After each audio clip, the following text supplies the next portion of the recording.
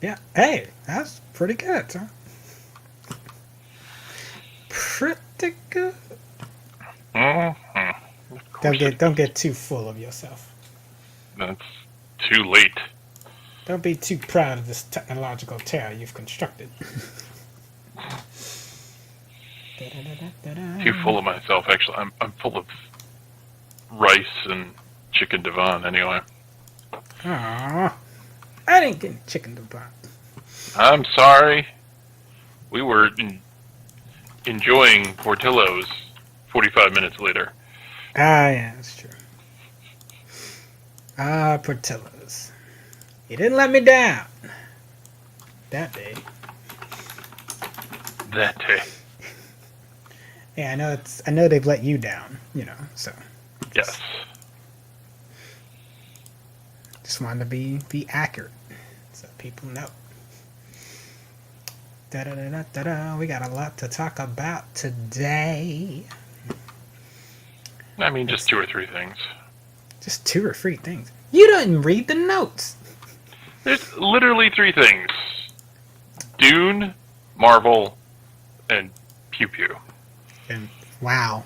Yes. Yeah. No, Can't believe you did it like that. Hey, at least I didn't say Dune 2 and Pew Pew. Rhyming would have made it even more terrible. You're not wrong, but I will still be mad at you. So let's just call it like that. Alright, I'm just going to wrap some photos up real quick, and then be good to go.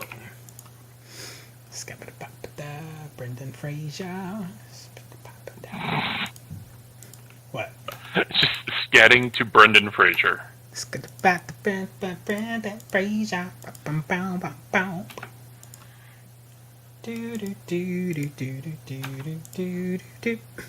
How about that? Is that better? Yes. You dang right it's better.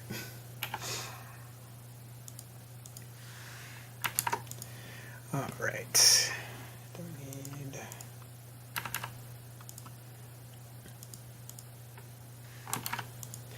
Yeah, I've gotten some issues with my computer, so the timing could not be any worse. Awesome. Should we go unlive? No. It's no. We're good. We're good. We'll be fine. Okay. I mean, it's working now, relatively. Relatively. Gotcha. You know that thing where it kind of works. Like it ain't broke right now, so I'm gonna keep going. Right.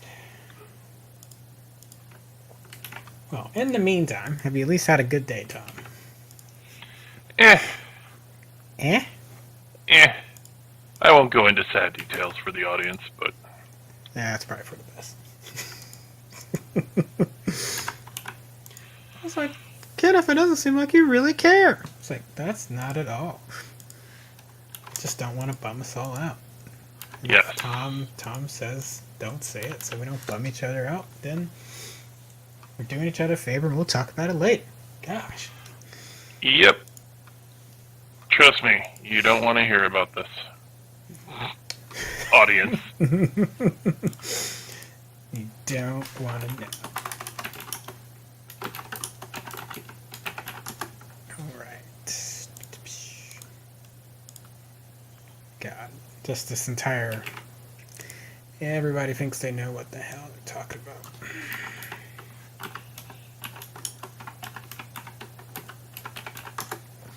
And the gun enthusiasts have come out of the woodworks. Oh man, that's been really irritating me, actually. It's like they don't understand, like, some of what they're talking about happens on sets. It depends on the mass, the magnitude of the set, available funds. Well, and also choices by movie leadership or production leadership. Which we're definitely going to get into. Mm-hmm. right, I am ready to go. He says.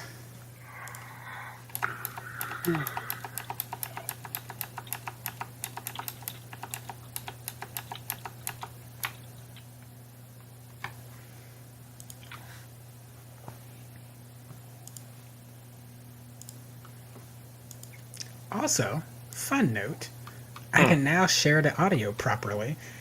So whenever we listen to a video, it's not doing that weird pulling it from the air around me. So. Gotcha. All right. Now, 5 minutes into the yes. show, 6 minutes. Hey guys, I hope you've been enjoying this riveting early banter that we've had. Hey, stop the disrespect. Stop the What? You're a professional, and I suspect you to act like one. I am. I expect you to act like one. I even made the bed.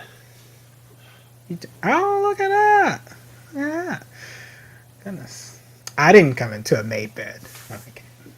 But I'll blame, There's someone else you need to talk to instead of me about that. All right. That'll get me in trouble later. All right. Welcome to the Commander Shipp Show with my good friend and co-host, Major Tom. And, wait, that's probably wrong. What's probably wrong? Never mind. Me doing the shooting hands, and then I realized what we were going to be talking about again. Tom. Yeah. We'll edit this out in post. I'm having an off day, ladies and gentlemen. Strap in, it's going to be fun. All right. Welcome, everyone, to the Commander Shipp Show with Major Tom, good friend and co-host. And this is our movie TV podcast for Nerd Union. And we took a break last week because I was up in Chicago. Got to visit Tom. Was in town for the Chicago Film Festival. We ate to our heart's delight. Got to watch Dune together on the IMAX. Unfortunately, was not the Navy Pier IMAX, which, if you know me from my Tennessee days, is one of the remaining large IMAX formats, like the actual couple stories tall IMAX. But it was it River? No, not River East. I forget which one it was. No, it's a Regal Western. Yeah, but it did hit the floor or the ground as far as screen wise, and even though again may not be as big, but scale wise is a lot better than some of the ones that you can still get some that I know they say they've scaled it for IMAX, but my eyeball test is like this is not correct. And the biggest thing I'm looking for there is for it to fill the bottoms and top of the screen. It's going to be wide. All theaters are going to give you that wide perspective, but IMAX is supposed to give you that top down, that top and bottom fill, which this theater did. Again, so maybe not as big as the originals, the OGs, still really good. And we're going to talk a little more Dune to close out the show. We got some DC stuff we'll talk at the end, and because I don't want to leave us on the shooting that happened on the set of Rust. So I'm like, let's not end on that note, but we will definitely talk about it. But exciting news, because the status of part 2 of Dune was kind of up in the air. We weren't quite sure how that was going to go. The movie's been out already internationally for a while. And this was our domestic or the North American release, and numbers were looking good, but we hadn't, we still got to see how the North American box office continues to do. Plus, you got Eternals coming out in 2 weeks, so it had last weekend to do really strongly. Hopefully, word of mouth is built up and it'll get to do well this upcoming weekend. And also, we don't know the HBO Max numbers. But Legendary Pictures, Warner Brothers, Denis Villeneuve himself confirmed on their accounts across social media that it's happening, it's booked, it's greenlit, sign the checks, get the people back in there. Dune Part 2 will be happening October 6th, 2023. So, technically less than 2 years. Of course, Tom scoffed at that earlier. Yeah, well, I mean, listen, and we can talk a little bit about this, but like the WB is has a history of making bad decisions, and not greenlighting this last year was one of them. Yeah. Like, they really could have made... I think... So a lot of people are scoffing at the idea that it's part 1, right? If we announce that, like, hey, part 2 is going to come out in February or March of 22, I think more people would have clamored to see the movie. Yeah, but that... I mean, I think that ignores a few things. So Denny was pretty adamant that, he wanted time to go through the process to create part 2.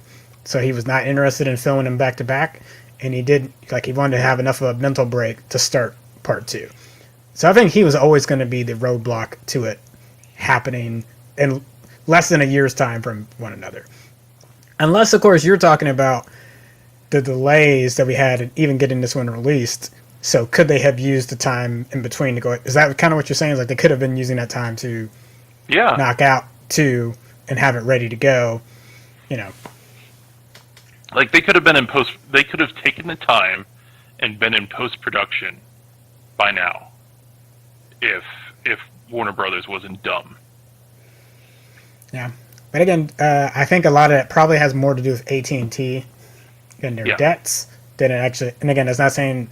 We have ragged Warner Brothers quite a bit on this show, so if it comes out later that that's really not a factor, I'll definitely retract that. I'm just spitballing based on what I've seen them do the past 2 years regarding HBO Max and these properties, or I guess going into like late 2019 and going then with the pandemic 2020 and 2021 so far. So I suspect it has some debt issues with AT&T that made them hesitant and wanted to really see what that box office was going to be before they did it. And I also kind of wonder, had they pulled a Shang-Chi and only done the theater, would they have seen a stronger box office return? Like, Denny had been advocating for a while, like, show this theater only, show this theater only, show this theater only. Because you easily could have done theater only for the first 30 days, like you're going to be doing next year, or actually be 45 days next year, sorry, which is going to be 45 days in the theater, and then you get to show it on HBO Max. I think that would have benefited this movie quite a bit, but yep, and then add insult to injury, they showed it a day early on HBO Max.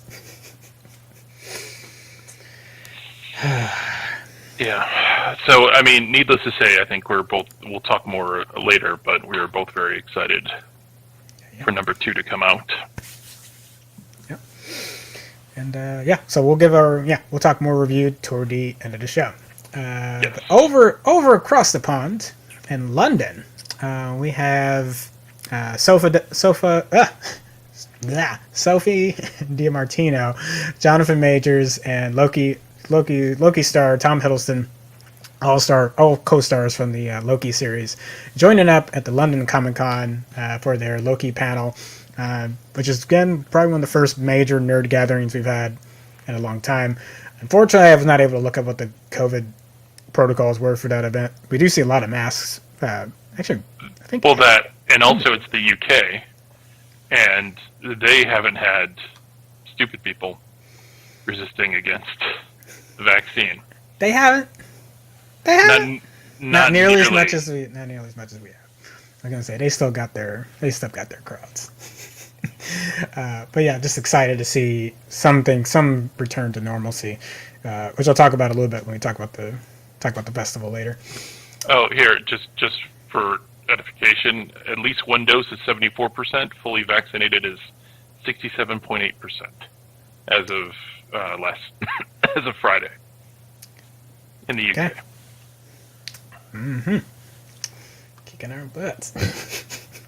And do you want don't me to look look up up United? No, I don't want you to look at it because I don't want to be sad. All right, that'll be a thing I don't want to hear about. You don't tell me about you. That one more thing Tom won't talk about. All right, so that's all for our quick news bits. Let's get into the castings and announcements because we got to be clear, there's a lot of things that came from DC Fandom we're not getting to all of them. There's been some Marvel drops. We talked about some of them yesterday, like the schedule shift. We're not going to bring that back up today. So I've only put a few things that I'm really interested in. Y'all are more than welcome to go back and look at the DC videos for things that really excited you, or like the trailer drops and stuff like that. So, but the Marvel news that came up about Adam Warlock was teased in Guardians Volume 2 toward the end of the movie. Yep. And it's confirmed that Will Poulter will be playing it. Yes, that Will Poulter from the meme. That meme Will Poulter. It's like, you guys knew about this thing? That Will Poulter. Who's had quite the glow up. You know, he's grown up. He's not that same mean kid. We'll be playing Adam Warlock. And Tom, what do you think? I mean, I was kind of hoping he would replace Chris Pratt, and they would rewrite. Never mind. I'm not going to start out on that tonight. I told you guys, strap in. I'm in a mood, apparently. Apparently. Yeah, I'll be curious to see how this plays out, and actually, I'm curious to see how they're going to write Adam as well. And at what point in the movie is he going to officially join the Guardians? Exactly. Because spoiler alert, folks. I mean, come on. Yeah. It's inevitable. Even if you've never read the comic, it's inevitable. Because, fun fact, I've never read the Guardians of the Galaxy. I was going to say, or we could get the Infinity Watch. And maybe that's where he takes the Guardians, you know. Because we won't have... Drax will be gone. Or they might just recast Drax, but it depends on what happens in the script. But, you know, Drax has usually been in the Infinity Watch, Gamora. So he could take a few of them, go off and do his own thing, and depends on how many movies Pratt's going to do, but since the public outrage is for him to not be on there anymore. But yep. Yeah, I'm excited for it. I think he can do it. Yeah, I mean, you know, has Marvel done Unknowns? No. They really haven't, have they? So yeah, never mind. But let's move. So now we can move to DC, and the upcoming HBO movie Batgirl has cast Brendan Fraser, who's pulling double duty. If you've been watching Doom Patrol, you already know he plays Robot Man, and that previously DC Universe series, but now is on HBO Max. So he's playing there, but he'll be playing the villain Firefly on in the movie Batgirl. So very curious to see how he. I don't know if I can think of Brendan Fraser in a villain role. I've seen him in antagonist, like in that Michael Caine movie. I can't remember the name of it. It's been a long time since I've watched that, and I'm sure I'm forgetting. Oh well, you know that No Sudden Move. He's kind of the antagonist there in that new Steven Soderbergh movie. So yeah, he's done it a few times, but it's not usually his go-to. And it doesn't seem like his general persona, and so I'm going to be curious to see how he flexes this as a comic book villain. Let's see. And Leslie Grace, who's been cast as Barbara Gordon from In the Heights fame, and I was thinking, how's this... Now, one thing I'm really curious about, let me get a picture of Leslie Grace up there, is Jeffrey Wright's Jim Gordon? Yeah, I was thinking the same exact thing. Yeah, so that's why I was like, if anyone's like, it's a black woman playing Barbara... All right, one, shut up. But in two... Yes. But it's like, two, wait, is this related to the Batman? Does that mean we'll get Jeffrey Wright in this movie? It would be dumb not to. Honestly. Like, you know, it's... We still need 18 movies just woven into a tapestry about power.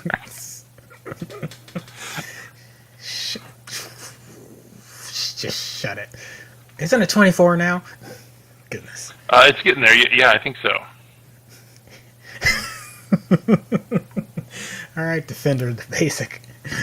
Oh, gosh. It's fine. But I do want to pull a quote from Leslie Grace that I thought was really cool. Explaining why she's excited is, it's that energy of being self-determined. You can't be afraid of your own hero, and I think girls need to see that. We all need to see characters that are willing to be autonomous.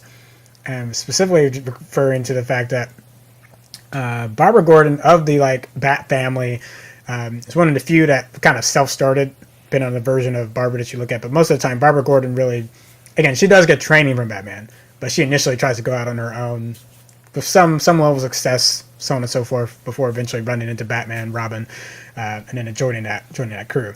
And then also, if you go back and rewatch the animated series, you know that there's a little bit of a cat and mouse for a little bit of who is this person?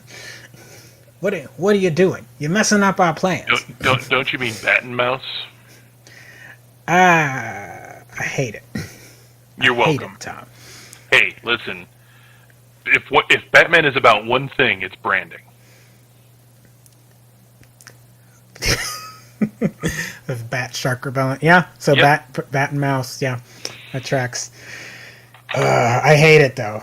I don't like it. Something that we'll keep an eye on. I don't know if it's actually something to be worried about. We reported a while back that HBO Max. Now this might sound a little confusing, but if you've used any of these other apps, it'll make sense when I say it.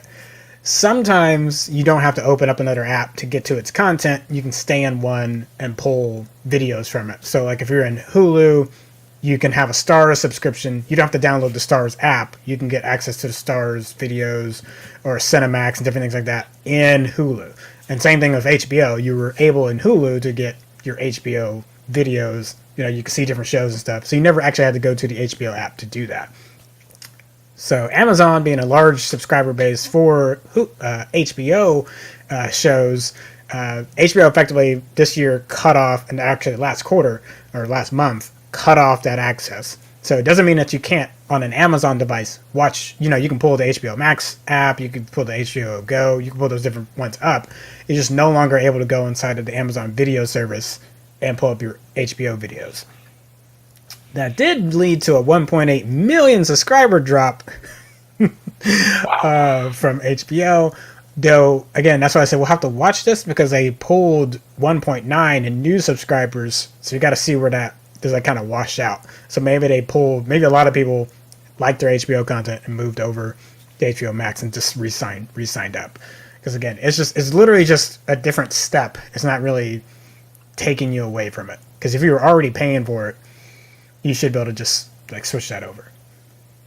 You know, this is the type of stuff that irritates me because, I know that they did this because they didn't want to give Amazon the tracking of what they're watching. They want the tracking for themselves to potentially resell and use.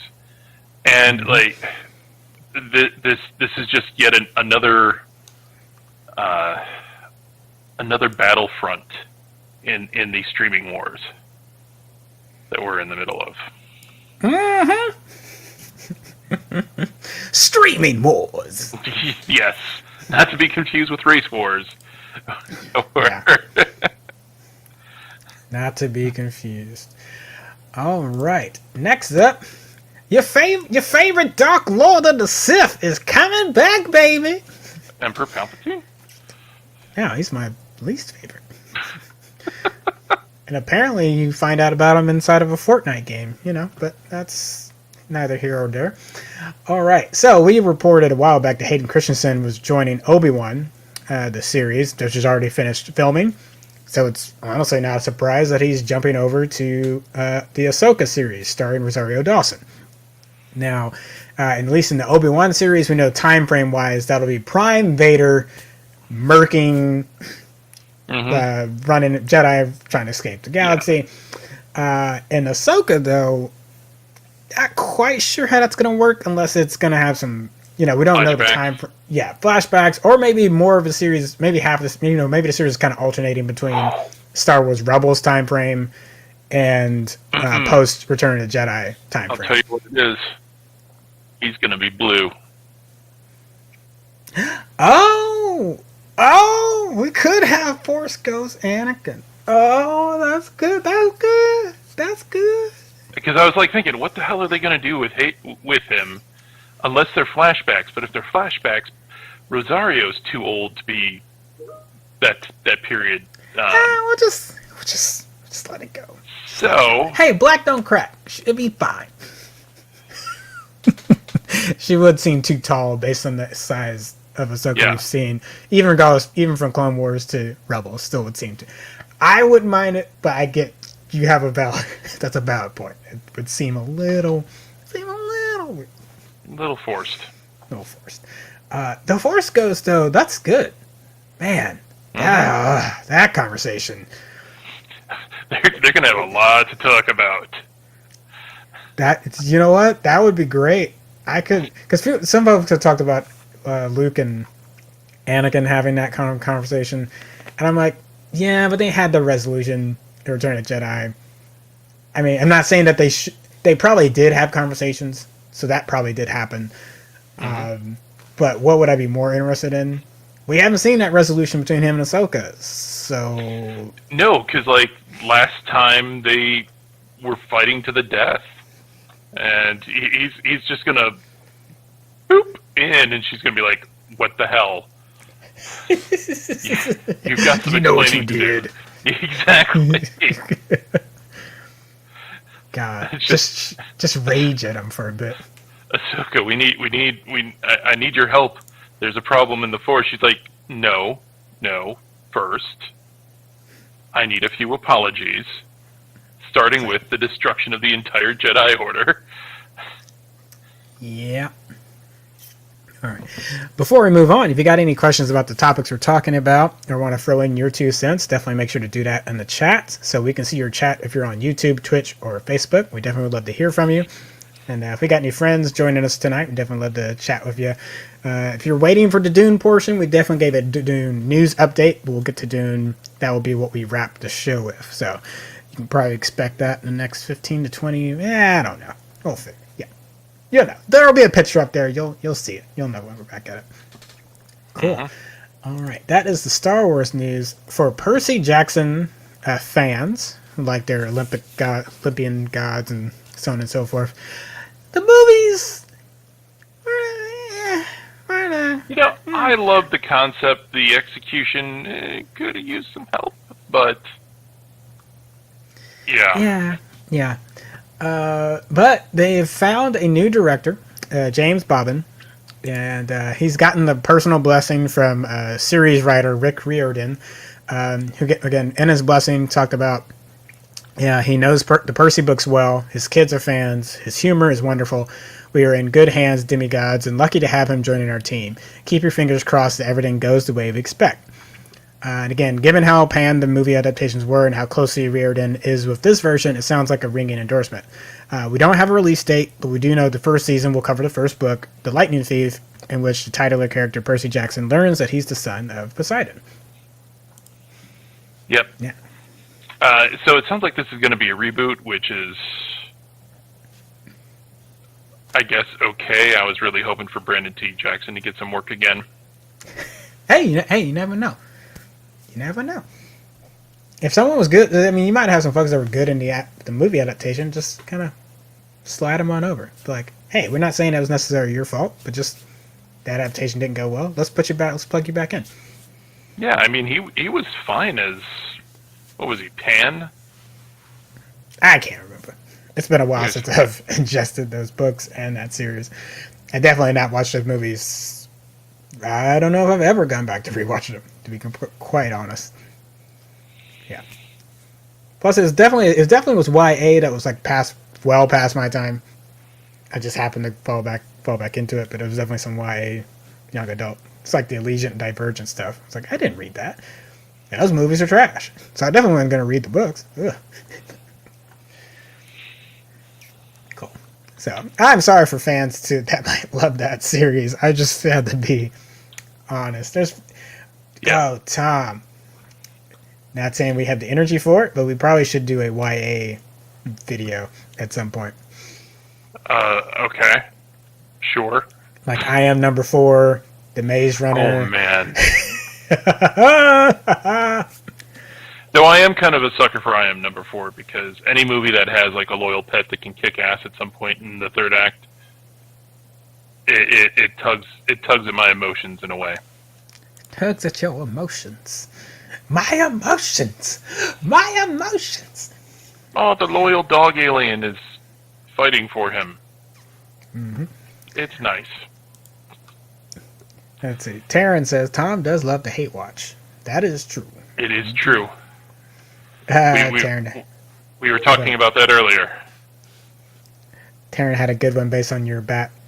It was a bat brand. Bat brand, yep. I mean, he is a billionaire for a reason. Yeah, that tracks. It can't all be in weapons and pharmaceuticals. And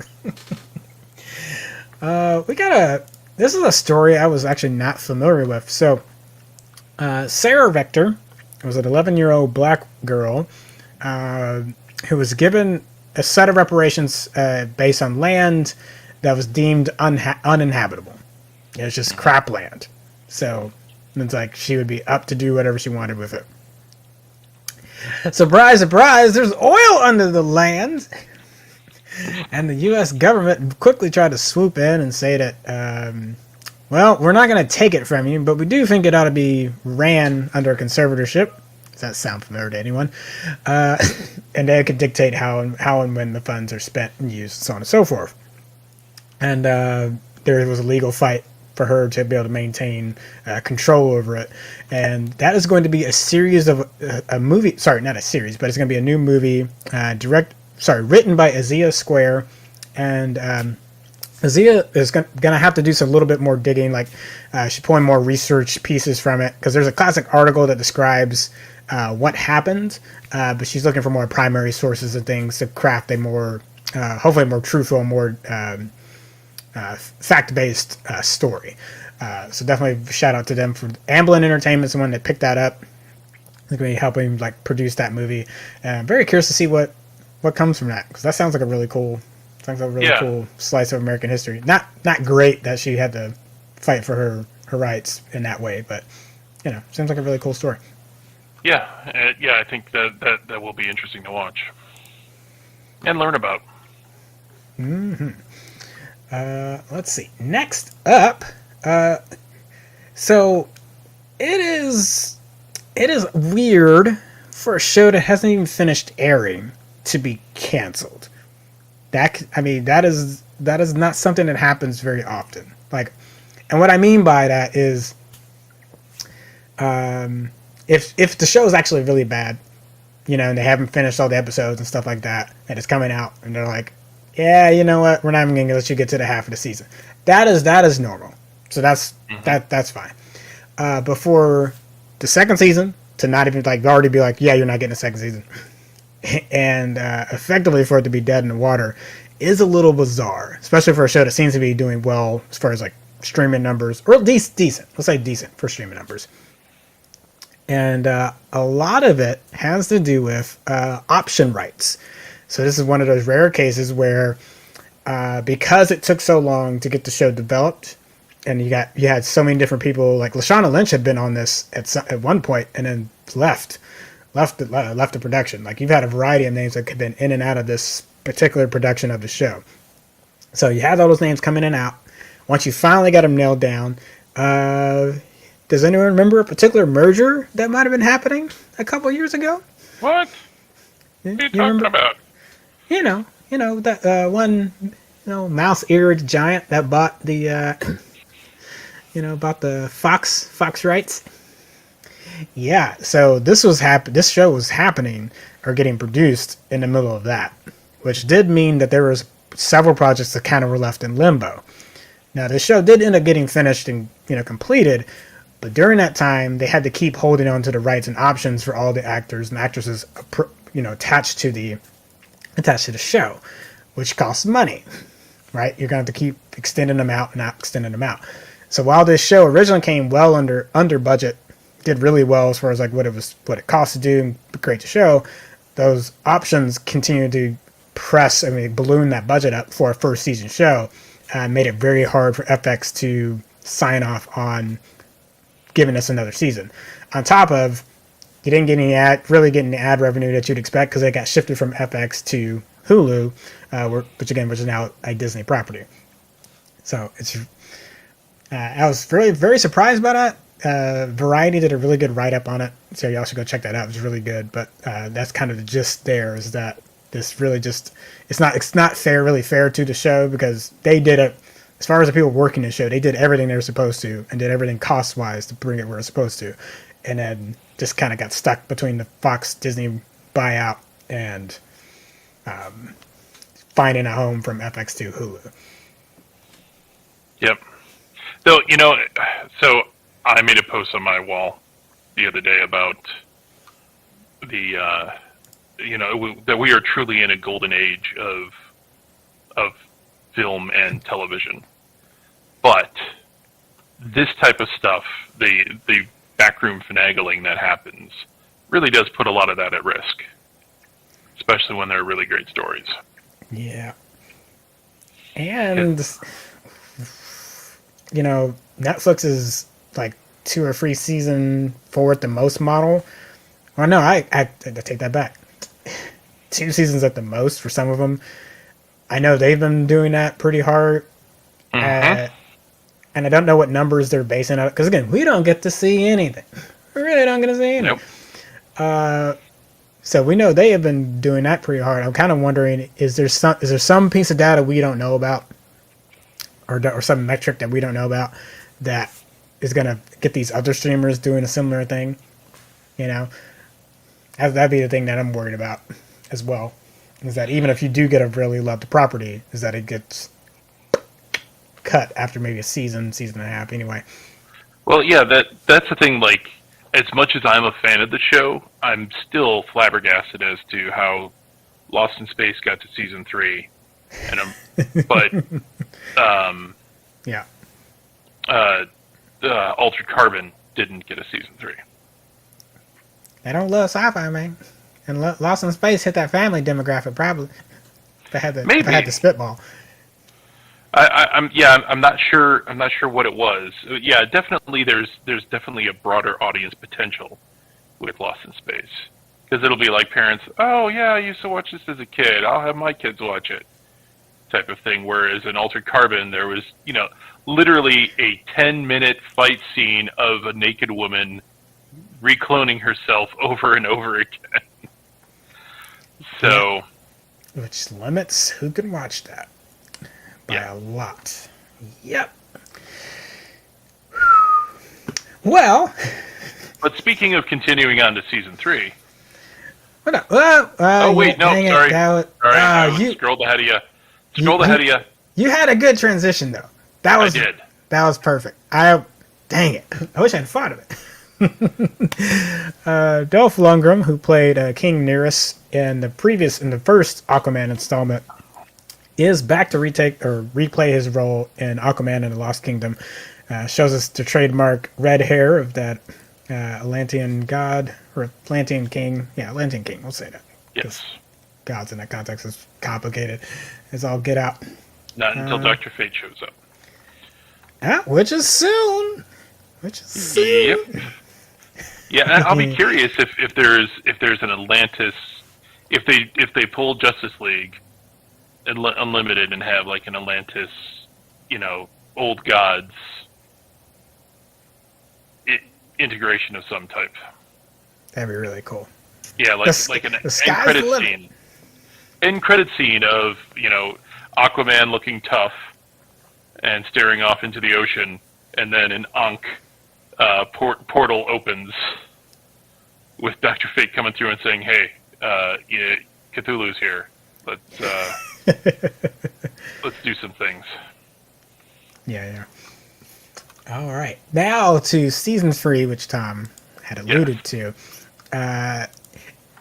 Infamously, the first season of The Witcher, I myself said, probably, I don't know, maybe on one of these shows that we run on the channel, I don't think this thing's ever going to come out. I said it or posted it, because to be fair to Henry Cavill, he was doing a lot You know, he had the Soups movies, Man from U.N.C.L.E. Was getting ready for then he Mission was Impossible 5. Yeah. Arm cocking for Mission Impossible 5. Did he just reload his arms? I mean, the scene is cool, but when you think about it, like, what? What is it? And they gave a sound effect? Yeah, I think if he did it without the sound effect, that would have been passed over. But you felt the need to put sound to it. You wanted us to 100%, Tom Cruise is over the editor's shoulder, being like, "No, put a sound effect on that." Yeah. But Netflix knows a cash cow when they see one. So we've reported about the upcoming animated series and spin-off, like prequel series to Witcher, and they are wasting no time. It has been through a leaked schedule. Let me make sure I get the source right here, folks. Give me one moment. Redanian Intelligence is the name of the site, but they apparently got a hold of the production schedule for upcoming Netflix shows, which would slate The Witcher Season 3 for being filmed in the early 2022 calendar year. Whether that means it will actually premiere late in 2022 remains to be seen, because again, that prequel series could probably fill the gap there for fans, and probably do it for 2022 and put that Season 3 off until 2023. But Netflix is wasting no time trying to knock this out and get this thing recorded. And then again, they might be a little gun shy from what happened in Season 1 because of how long it took for that process to happen. Yeah, it's, though you mentioned, calling it a cash cow, and it goes back to our conversation earlier about what metrics are they using for this? Because, right. Once again, not to sound like I'm a bitter person, but Altered Carbon was really popular. Everybody was talking about it. Apparently not enough. I know the story behind the Marvel debacle and the House of Mouse and their influence in that, but they did the same thing with Travelers. Oh. Yeah. Nah. So we're gonna get sad. Dude, it's inevitable. All right, continuing to move. Our last bit for castings and announcements. Timothée Chalamet is playing Paul Atreides in the newly released Dune.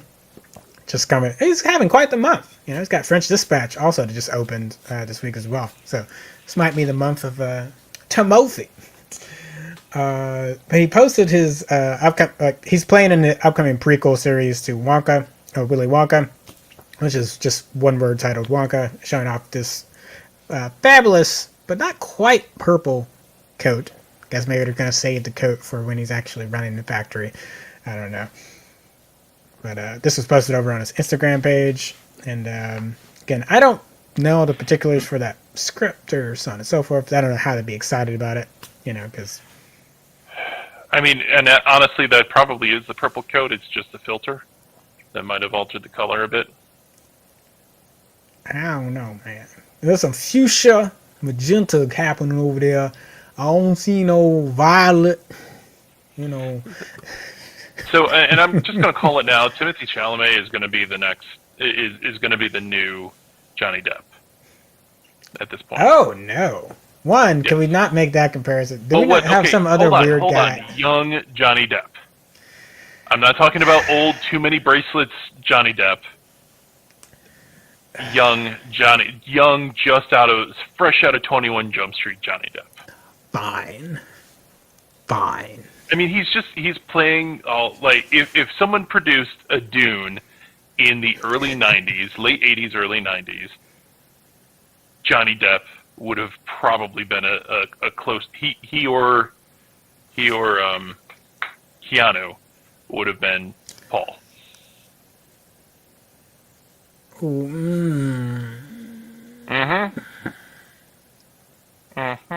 You're telling me Edward Scissorhands wouldn't have been a contender for Paul?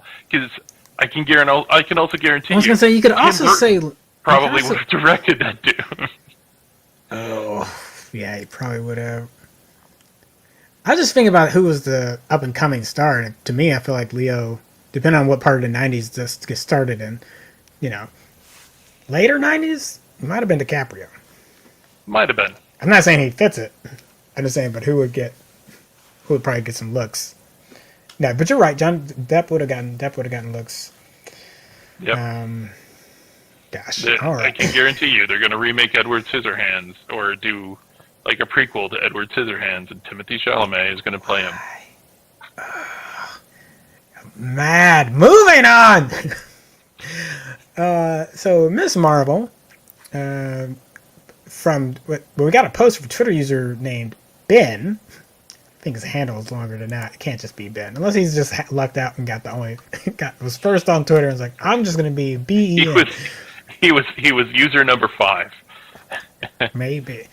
So if you've ever seen Miss Marvel in the comics or played the recent Avengers game, played with Miss Marvel, you know that she can change the shape of her body, usually in a way called embiggening. So just make her fist pretty large, stretch out arm, limbs and legs, make kind of like a Elastigirl kind of thing. Yes. To some degree. Though I have to laugh that embiggening was a made up word by the Simpsons in the 80s. Hey, but does it describe what you're thinking of? Yes. Yeah. But still, it might be a ridiculous word, but it does the job. It's been burned into my brain for years that the founder of Springfield said something like embiggens us all, and Lisa Simpson saying embiggens is not a word. And it is if you try hard enough. It is now. Let's see. So again, we've heard that their power set's going to be a little bit different in the upcoming Disney Plus show. This might be a confirmation of that. The other thing we have to note is that it was kind of hard to nail down where this came from. So we know that Ben shared it, and a lot of people are taking it as truth, gospel. It could be someone's concept art. I know it's got the Marvel tag down at the bottom. It's also got some credits down at the bottom. It's still. If you ask me to bet on it, I'd say it's fake. Just listen. News articles today were telling me that Captain Marvel, that Brie Larson's being removed as Captain Marvel. So. Oh, you mean those fanboy troll articles? Yeah. That same ones that said Kathleen Kennedy was done. Yep. Oh gosh. Oh man. We'll need to talk about that at some point, but not today. Tom, this is crazy. Did you get this is let me read this for the audience members. There was a streaming Ponzi scheme, and when I heard that, I was like, "What? Is this like a views thing to like try to get views?" No, this is legit just investor money. So a actor named Zachary Joseph Horwitz gathered together a bunch of investors claiming that he had deals in place with Warner Brothers / HBO Max and Netflix, of which he did not have deals in place for any TV show, series, documentary, for any project of any kind with either of those streamers. Was able to raise $650 million from said investors and had himself a good old time. Bought himself a $6 million house. Hey, he paid off all his loans and credit cards. I do applaud that. Well, that's reasonable. Yeah, that's very practical. Yeah, very practical on you, Joseph. Got caught and could be facing 20 years in prison as a result of this scheme. And a lot of it was spent. I think losses will be in the around the range of $230 million. I'm assuming that's what he was not able to pay back as well. Mm-hmm. Wow. Yeah, that's. You know what? Yeah, that's impressive. I know. I should be more mad, but also like I was watching the Theranos documentary on HBO Max, And he's like, how does this keep happening? I'm not saying, like, I can understand if you trusted someone and they betrayed that trust. I'm not belittling you for that. Like, if you had a friend, you believe in them, you've done what you felt was due diligence, or maybe you didn't because you just felt like, why would this person lie to me? I've trusted him all of this. So, like, I can understand situations like that. Not saying that it's right that you dumped all that money and lost it, but I can at least understand why you might have gotten deceived. Situations like this, like, Hollywood is not that cloak and mirrors. There's still some phone calls you can make to be like, have you ever heard of this guy? Has he actually worked with, your VP of content development? Sorry, I'm kind of incredulous because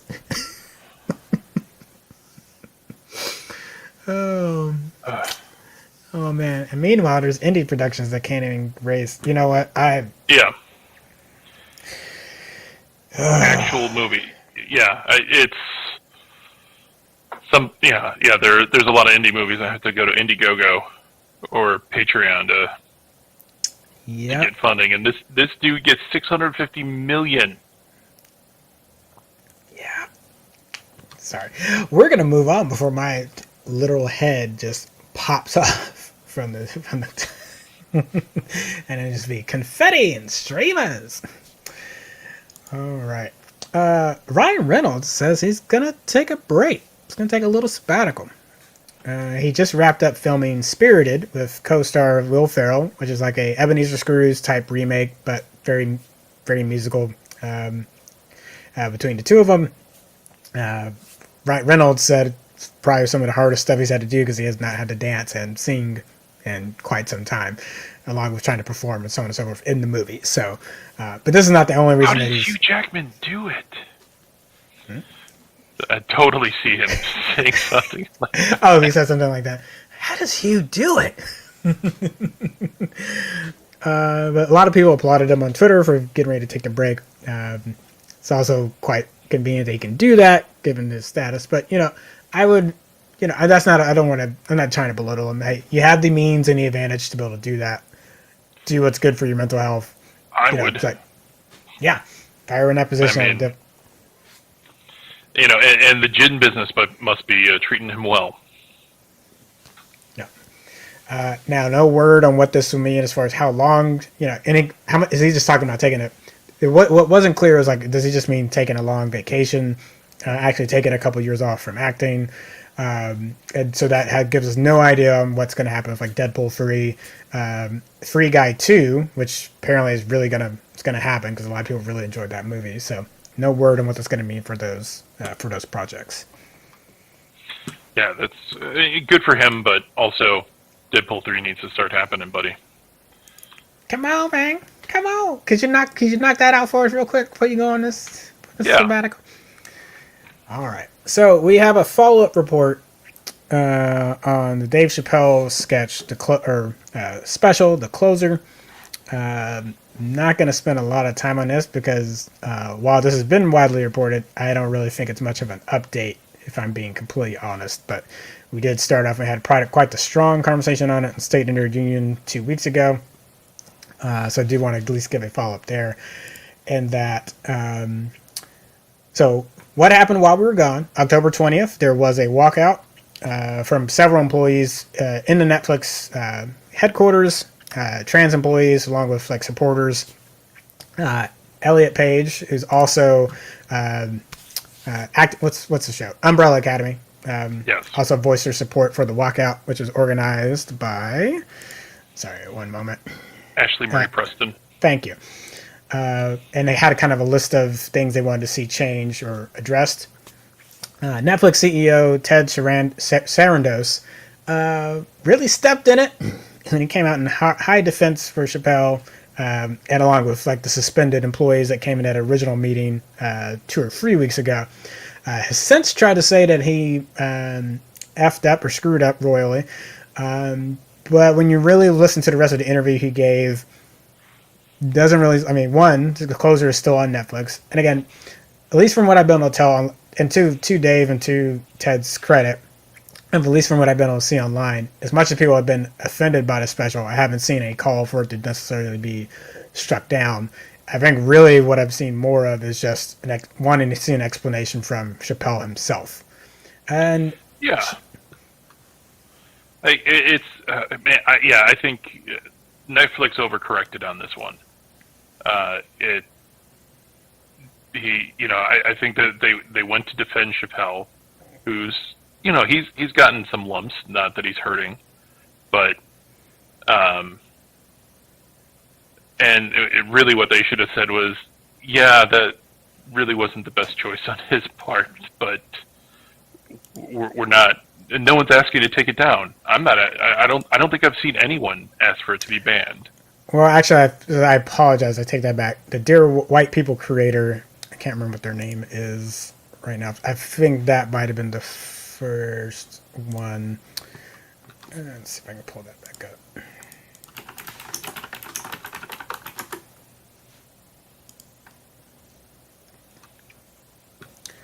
Let me make sure I get their name. Oh, Jacqueline Moore. There we go. Mm-hmm. So they were calling for a boycott and have specifically having the episode removed. Yeah, this is. I'm gonna have to. Oh, go ahead. Oh no! Finish your thought.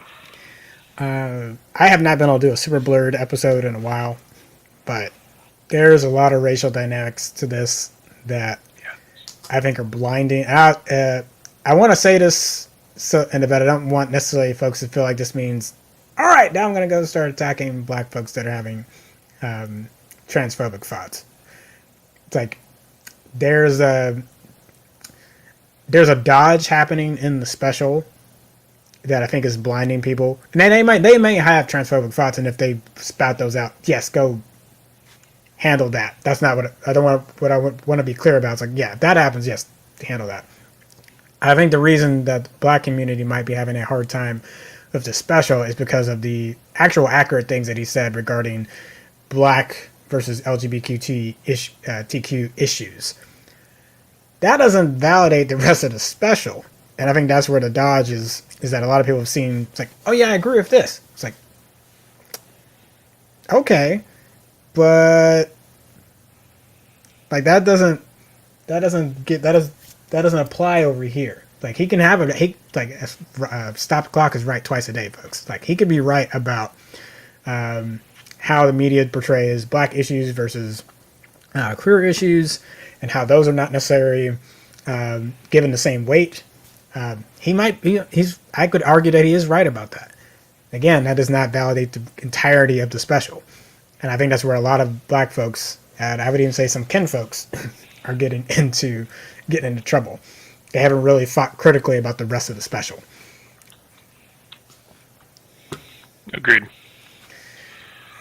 But a lot of dynamics going on. Yeah. We'll need more time to talk about that. But that is our update.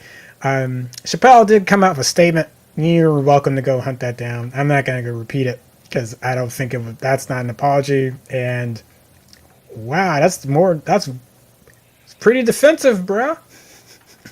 If you're really open to hearing folks out, that is not how that's done.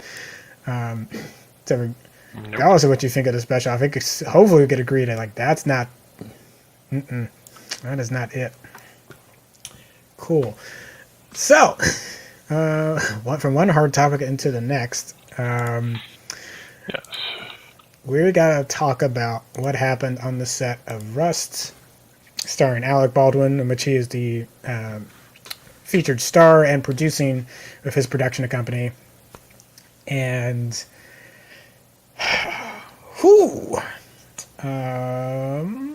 yeah.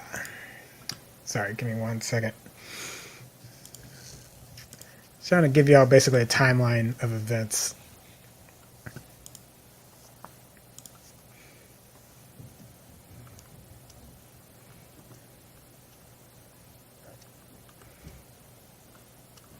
Cool. Actually, so let's maybe give you all a primer on how things work regarding guns on a Hollywood set. So, Most of the time, again, especially if you're not doing a Western, where you're using like an older gun type, like an old revolver, if you're using like assault rifles or anything like that, a lot of times they don't necessarily have to have blanks. Are trying to create. Really, what's happening is the reason you would use a real gun is that you're looking for the weight and you're looking for the kick to be real. Because the problem is most people have a hard time faking that, or they'll end up doing a lot of weird stuff. And you might say, yeah, but a lot of gunplay looks fake on TV. I'm like, it would look worse without the actual weight and kick that some of the weapons or some of the prop guns that are given to them provide. But depending on the production or depending on the budget, you can still give a kick without really having to worry about putting in muzzle fire, and they can go and add that in CGI later. But again, remember, the more things you add in like that cost money. So the smaller and smaller the production gets, the more they're going to have to rely on some older, but still tried and true Hollywood production techniques, like using a what is effectively a real gun, but it's just not meant to fire live rounds. Although it still can do that, as in the case of this, which we'll get to in a moment. But that's still using a blank, which is mainly just trying to give you muzzle fire and kick, so that your hand and that your body will react properly to the gun, and that as far as what's captured on the screen looks like muzzle fire, and then you don't have to do any post production. Like obviously you might do something to the image, but you don't really need to do any post to that. Can I just mention that there are usually two types of blanks too, depending on what type of filming you're doing. Because there's a type of blank that's just gunpowder with no bullet, and then there's the blank that has the bullet but no gunpowder. And often with revolvers, and to get that shot of looking down the barrel with the revolver turning and the bullets in the revolver, you use that one. That's actually how Brandon Lee got killed. It was because they used the gun. They got a shot of the bullets but no powder, and the blast cap on the bullet lodged the bullet into the barrel. No one checked the barrel, and then when they shot him with the blank to get the muzzle flash, that's what propelled the bullet into his body. Yeah, and that's what I initially thought, something like that had happened. Or one of the weirdest or one of the most worst case scenarios is that if the casing were to break down, you could have shrapnel shoot out of the barrel, which again shouldn't be at the same velocity as a bullet, but could still be harmful and possibly cause, because again, if that's still traveling through the barrel, it could still hurt you. But that's very rare circumstances. Like that really means that's not necessarily a fault of anyone. That just means that particular casing broke down inside the barrel. But that's not what happened here. So let me describe set conditions. There's a lot of gun nuts that are clamoring that Alec Baldwin should have looked at the gun and known that it was loaded before he fired it. And if we want to argue that that is the procedure that should happen regardless, I'm not actually saying that's a bad thing.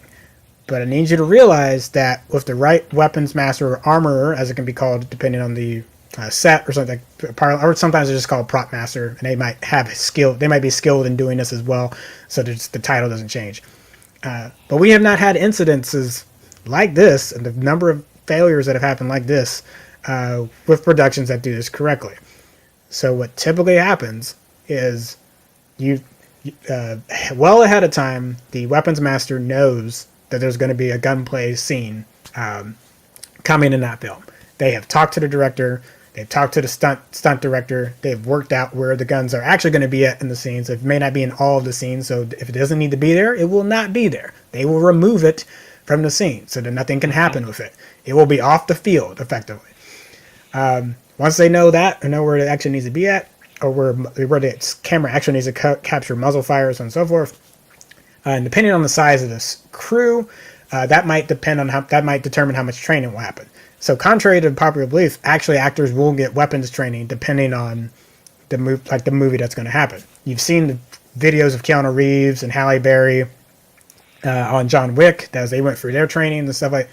So it really depends on the movie, and especially if you get into like big war scenes.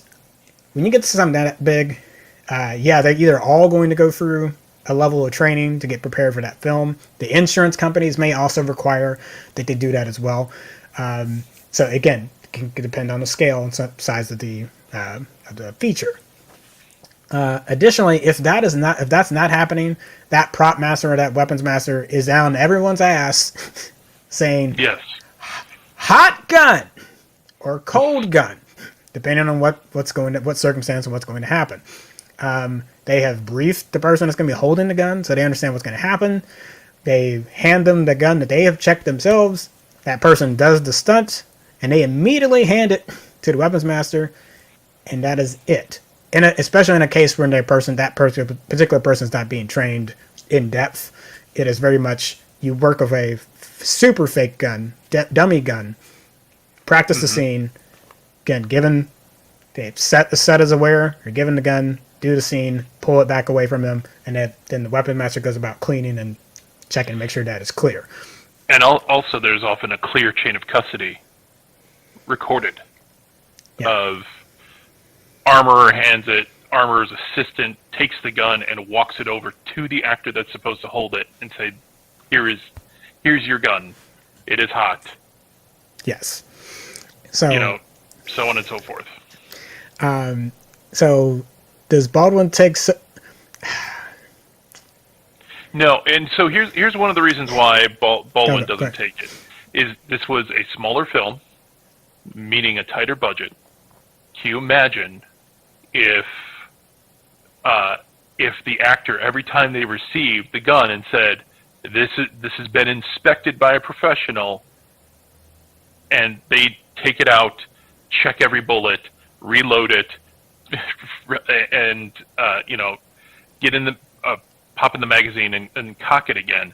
That's like a minute to 2 minutes that most production companies don't have. And if you're doing 4 takes, that's 4 minutes. If you're doing 10 takes, and not even that, if you're doing 4 takes of okay, but I don't know if that's the I don't know if that's no. I've seen this argument from gun people that no, Alec Baldwin should have checked every single bullet on his own because that's what a responsible gun owner will do.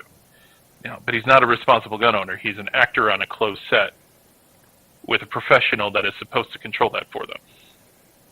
Well, I guess what I'm saying is that in a smaller production, maybe that's where, again, you may not have the funds to do the full training like you would depending on, again, that can really depend per feature and what insurance has been purchased for that feature. But if I'm the weapon master on that, you could easily teach some things for them to know of what to check. Right. Mm-hmm. And or there should be someone to double check you, even if you're not going to have the actor do it, who is double checking me to make sure that we're good to go before we put that out there. Do I let someone else check it real quick before I go in? And or maybe I let someone else check it. I'm the final person that checks it before I hand it to the actor. But to your point, a lot of folks that are blaming Baldwin for not checking, what we already said, and you have already said as well, there was a chain of custody that occurs in these films so that this doesn't happen. And it has been working. Again, there have been some other incidences, but usually even on those incidences, we know what happened. Is that chain of custody was broken or something was not checked. When that chain of custody is followed, we have not had issues. So in this case, as I teased a little bit to start, there had already been other firearm instances or problems happening on the set. This was not the first. This was not the first close call or first problem. On top of that, other stunt actors and other cast members had been using the guns previously to shoot at objects away from the set. So they had been loading live ammunition, which should not be on the set. Now, so Tom gave you 2 examples of blanks. He gave you the blank that has no powder and just the bullet. Again, because they are doing a Western, so a revolver. We just have the blank that's just got the powder to give you the flash. In no scenario in that should live rounds be anywhere near the set. Mm-hmm. Unless you're an ADR person going off somewhere else to record the sound. But even then, that shouldn't be near the set so that you can avoid getting those mixed up. Mm-hmm. And on top of it, I apologize because I had the name of... of the armorer. Yeah, the armorer. Who's like a 26-year-old kid in some ways. Like, their brain just fully got baked. And also worth noting, this was a non-union set. Oh my. It was a union set. And then it wasn't. Oh. Because there were IATSE members that were there.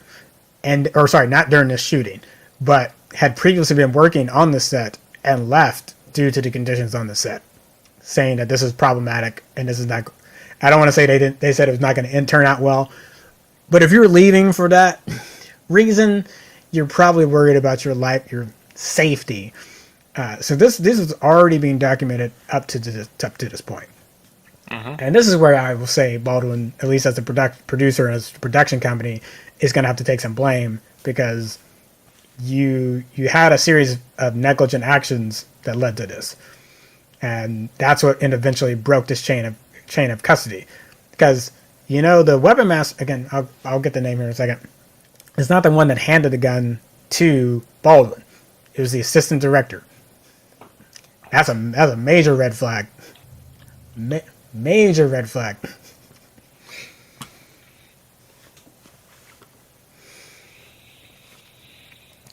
In which case, they just pulled it from a tray. Oh, go ahead. The armorer was Hannah Gutierrez-Reed. Yeah. Gutierrez. Who had worked on some previous sets, and her father has been a classic weapon master in Hollywood for a long period of time. That doesn't necessarily mean that she's going to have the same skills as her father. And the fact that she didn't hand it to Baldwin, the assistant director did, just by pulling it off a tray and handing it to him, it was like, from what we can tell, he says that it was good, but we don't know from reports that he made sure that it was clear. And obviously, then Baldwin's trusting the assistant director's word that it's good. But that's a break in the chain of custody. Immediately, we've been saying that. That's usually what leads to this, and there it is right there. Gutierrez did not give it to Baldwin.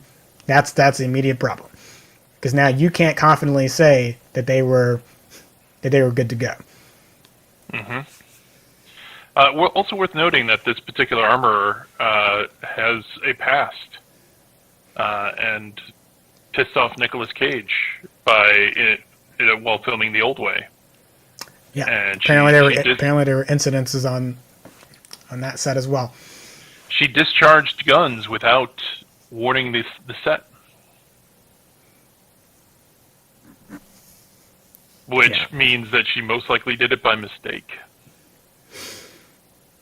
Mm-hmm. So she's never going to get work again. No, that's done.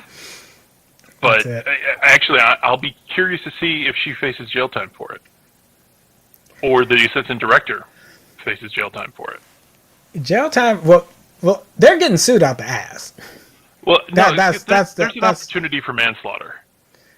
Oh no, I got you. I'm saying, but Baldwin's production company might be done. You may not be able to survive a hit like that, or you're not going to be able to get insured again. So even if you survive the financial hit, your might be effectively done, because no one's going to insure you again, right? Mm-hmm. So you might have to work with other companies before you can ever kind of get that back. So I feel for everyone on that set. And then also, how do you go back to work? I don't think you can.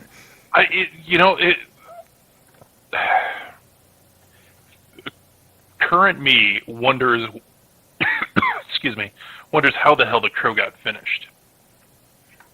Because I was a huge Brandon Lee fan when that movie came out, and I was devastated that he died. And I went to see the film in respect of him, but also, current me is just how morbid. And, is Alec Baldwin going to be able to finish this? Yeah. Because he's pretty messed up. He's distraught. Every report I've heard sounds like he's not handled this well. Even if you didn't intend, he watched someone die by his hand. Yeah, that'll that- mess that- you up. Yes, and it's only going to get worse because already the children of 45 are trying to profit off of this, and the fans of, because Alec Baldwin made fun of Daddy, so I'm going to start selling T-shirts. Yeah. So, yeah, I know there's probably gonna be some gun nuts that are upset, but this is There's about also some gun nuts that are thrilled. Yeah, damn it. But Because Alec Baldwin is avidly for gun control. But this is primarily a chain of custody issue, and if you're arguing whether the person should have known or not, it's still a chain of custody issue. Whether it's bigger sets and they get more training, or if it's smaller sets and it's handled solely by the weapon master, it is a chain of custody issue. Well, answer me a question. As you are a person who has been in a formal firearm setting, are there not times when, I mean, granted you're not a soldier, but when the armorer of a battalion or other things like that will load and hand firearms to people for range shooting, for practice, other things like that?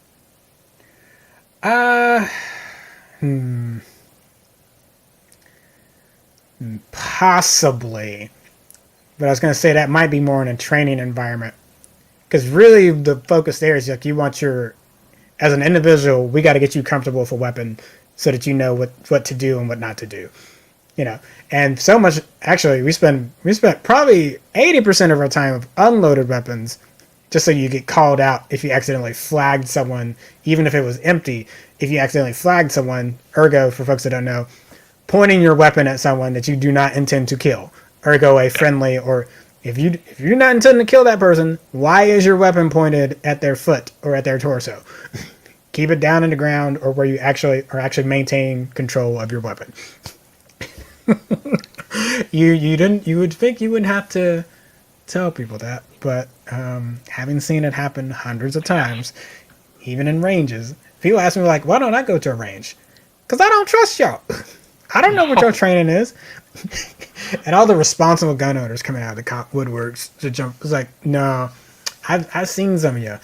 No, okay. Anyway, but suffice it to say, typically you might have someone like, if you're at think back like going back to a basic range, you might have someone that is like giving you your ammo, and you've practiced putting it in, clearing, and all those steps ahead of time.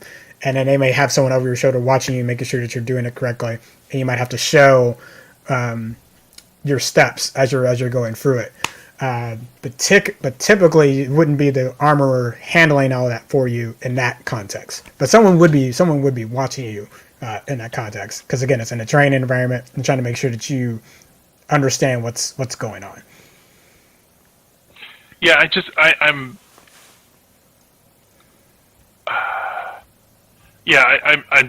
I'm confident that I've read about and talked about situations where there are people, and maybe this might be higher end, for field work, is that there is like an armor master of sorts that will maintain all the firearms for people, like even on a ship. There's an armorer on a ship, and it's. And they're. And I was also going to say, skeet shooting. It might depend on that setup, or if you're doing it at someone's private home, but they might have someone that's loading the shotguns for you, hands the shotgun to you to shoot, and then you hand the shotgun back over for them to handle it. So if people are acting like this is a completely foreign concept, it's mind-boggling to me. Yeah. And again, oh, go ahead. No, I was just going to say, I think it's more common than people realize of situations where somebody, especially in professional settings, not in amateur settings, but in professional settings, of someone who is in charge of making sure that weapons are safe, in good working order, loaded or not loaded, or loaded with the proper ammunition for the situation. And yeah. And again, if the change out of this needs to be that regardless of the scale, everyone needs to be trained before they handle it, and that is an added step that the actor checks. I'm not saying that's a bad idea. I'm just saying, but this is a clear. Every time there's been an issue, it's been a chain of custody issue. It is not a training issue, because this has worked. This has worked over and over and over again. So I don't know. Yeah. I gotta find my friend on TikTok. He's an old vet and has been a prop master, or been a weapon master actually. He was adamant about why he wanted people to follow these steps. Be interested to see if I can get his opinion on it. He did a really good video on it as well.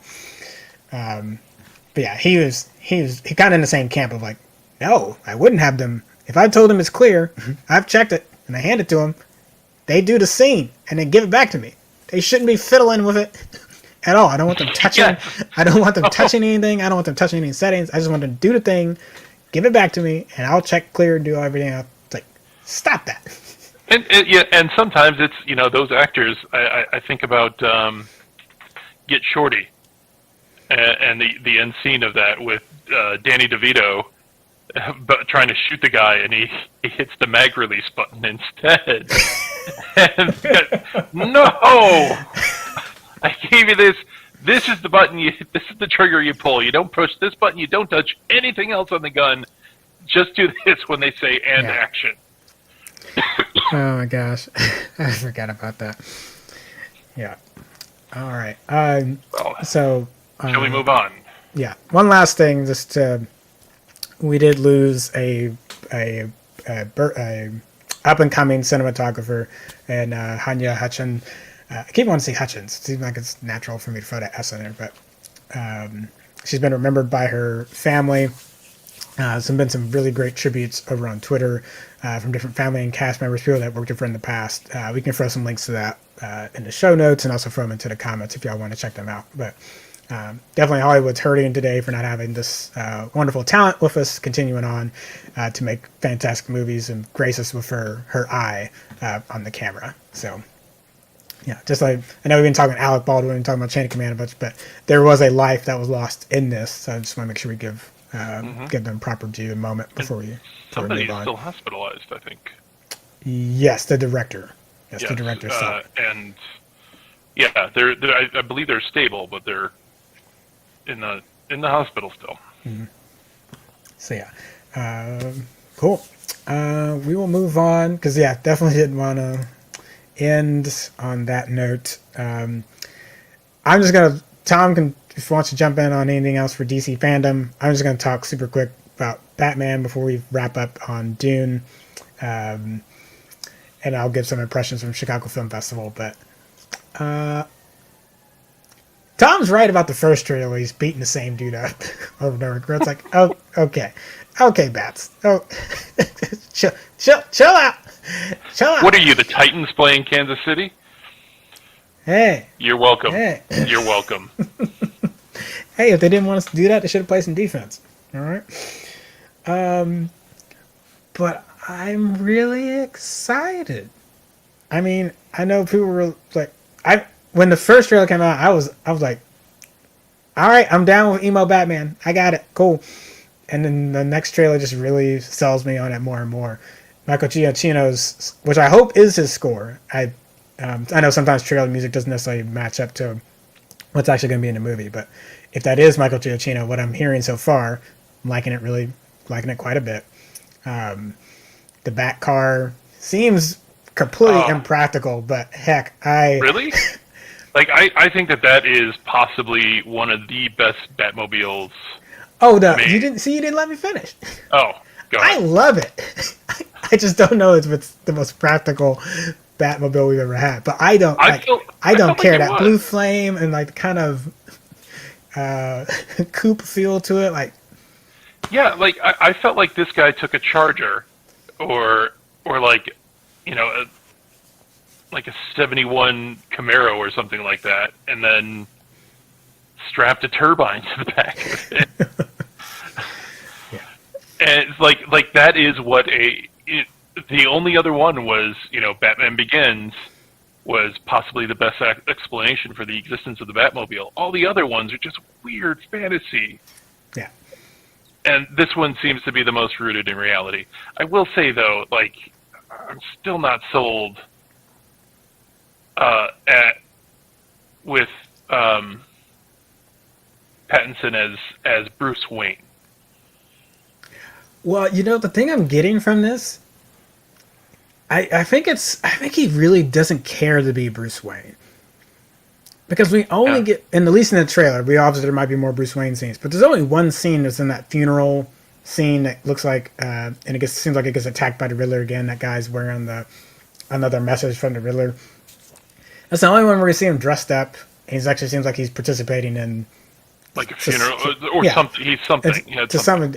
The rest of the Bruce Wayne shots, he's either in the cave, sulking, or something. This seems like the emo Batman thing seems to really be coming to full stride. Mm-hmm. So he really seems like he's focused on the mission and is not really doing his best to put on the Bruce. And that might be an intentional choice. I don't know if this is going to be. I have a feeling it's fresh Batman. Yeah, this definitely seems like he's been out there this past year one, but it's like maybe year two, you're free Batman. He's been at it for a little bit because Gordon already kind of, they started to build that rapport, but it's still fresh, Mm-hmm. Yeah, he knows his game, and now he's honing it. Yeah, and feeling it. But now people are coming out of the woodworks. Zoe Kravitz as Catwoman. She's already flown through 6 different disguises in the same trailer. I'm like, she's up to no good. And Colin Farrell, he looks like he's having a blast in the car when he's hit Batman with the round, and he's like, I got him. And I'm just laughing it up. I'm like, okay. He seems like he's enjoying himself quite a bit. Yeah. Hey, real quick, and I apologize. I'm jumping back about five bullet points here. You said the word Ferrell, and it made me think of Will Ferrell. And isn't it amazing how, as Will Ferrell ages, he looks more and more like Mugatu from 2001 or 2004? Wow. It's what a pivot. Yeah, sorry. Anyway, back to Batman. But you're not wrong. Is he styling his hair that way on purpose? I don't know. Maybe. Could be. So yeah, there is more things that came out of DC fandom. We got a sneak peek of Black Adam. We got some footage from Shazam. Got to see Helen Mirren running around, which looks great. I just, and actually I should have brought this up. The Flash trailer, getting to see the classic Tim Burton Batman ears right there, knowing that Ezra Miller is getting ready to pull the tarp off the original Batmobile. Yep. Okay, sorry, that did hit. I was like, oh, okay. No, man, that trailer was still confusing as far as the Flash was concerned for me, because for sure, yeah. You've got the Snyderverse Flash outfit, and then you see him putting on the Flash ring, which he's supposed to have his suit compacted into that ring, at least from the comics. So why they clearly showed him putting on a Flash ring, and I'm like, what, is he taking a page from Batman and just branding the crap out of himself? And what are you talking about? I'm not the Flash. Dun dun dun. Actually, real quick, I almost forgot. Before we talk about give our impressions on Dune, I said before I spent the week in Chicago for Chicago International Film Festival. Yes. Not going to break down all of that here because that was over 20 movies I watched in that week. So we're not. But I would just say it was nice to be back around the film community in that way. The online spaces have been great as far as having industry conversations on Clubhouse and different apps like that. And to Chicago, to SIF's credit, last year they did a really good job trying to recreate that with some industry Q&As and Zoom and different things like that. But really, that was the biggest impression I got from the industry mixer this year. When we were able to have drinks and just be around folks and have, like, where there were some conversations about projects and things, yeah. But what people really spent most of the time doing was, what have you seen? Talk to me about what you've seen. And I'm not saying that we don't do that, but I thought it was very, telling that was some of the first things that came out of everyone's mouth when we were at that mixer was, hey, what have you seen this year? Now those are the conversations that we're getting to have, which I think just speaks to that longing of we haven't been able to be in the same room in a very long time. Yeah. So overall, the festival was really great. The COVID protocols were really solid. You had to have vaccination status or a recent test. And spacing in the theater felt really good. Seems as well attended as it could be given the circumstances. Saw some really great. I saw not Rebecca Ferguson. Rebecca Hall's Passing, which will be out on Netflix this week on the 29th. Kenneth Branagh's Belfast, which is hilarious. Didn't think that was a comedy. I thought it was going to have some moments of levity, but it's hilarious. So definitely get some reviews out on those and stuff so people can talk about it. But and Belfast will be out sometime in November. I'll have to double check the date on that. But a lot of cool things that came out of the festival. Some weird things. Some movies I never want to talk about again. There's one I talked to Tom about it for a little bit. It's like there's one I don't see what people are seeing in it. Maybe I need to watch it again and fall asleep again. But I don't know. Cool. All right. Are you ready? Spoilers. Maybe. How do you have a spoiler for a property that's well over 50 years now? The original book came out in 1965, but yeah, this is a spoiler alert for Dune. So if you've not watched it yet, we're gonna give our impressions. We don't really got to give big story breakdown, but yeah, we might go into spoiler territory. So this is your warning. Spoilers be afoot. And this is how we wrap up the show. So, I'll start like this. As I said before, we're kind of in this golden age of filmmaking, and I think like the past two or 3 years, we've really seen this. This effort in cinematography, in visuals, in really cinematographers and directors upping their game as far as telling a visual story, and it's really, with a couple of exceptions, hasn't been a detriment to the storytelling. Justice League. How did I know that was coming? But that said, like, this is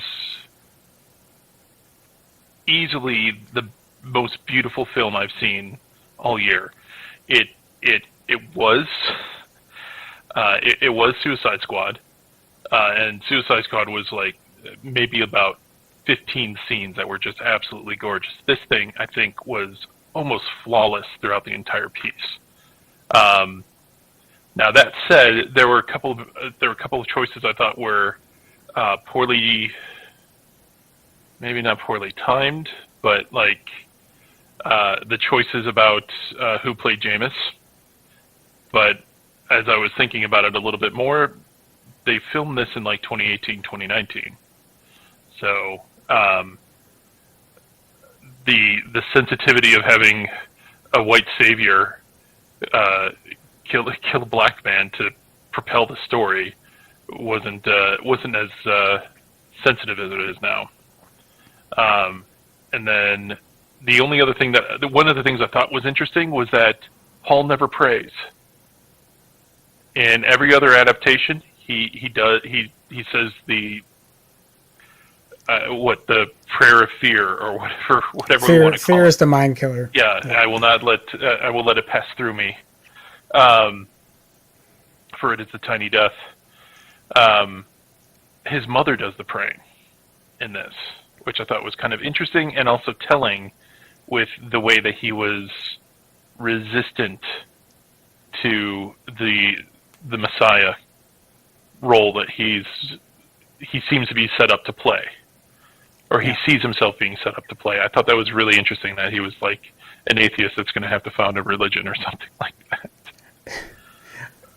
Well, I mean, yeah, you're kind of his birth is getting played to a position, and he's realizing it, and that's why I love that scene in the tent where he's yelling.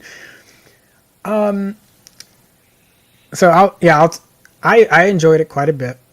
Loved, and that's the reason I waited to write my reviews, because I wanted to see it on big screen. I know I got to see it at a screening with other critics, but it was a small. So it did what I needed to write, and then I was like, this doesn't feel fair. I'm gonna wait. So I got so excited, and I'm like, okay. So I was glad I got to watch it with you in Chicago. Mm-hmm.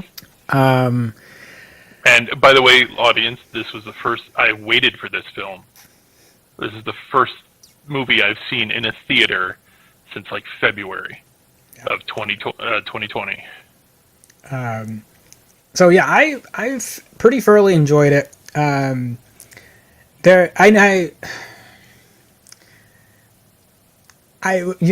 me have talked about this. I would much rather this film leave on the note that it did, with the promise of what's to come, than fall into the Hobbit issue, where you just have overextended this thing and added in so much stuff that's unnecessary. So I guess really where I want to spend my time on is the reactions online, but I think we should say that for later. So let me just get through some super quick things. Hans Zimmer has continued to impress me recently. I talked about No Time to Die and how much that sounded like a Bond theme. And while there are some Zimmer trademarks in there, it's like, oh, this really sounds like a Bond theme. Wait, Zimmer did this? Wait, what? So I was really impressed there. And Dune, again, it does lean a little more into the Zimmer toolbox.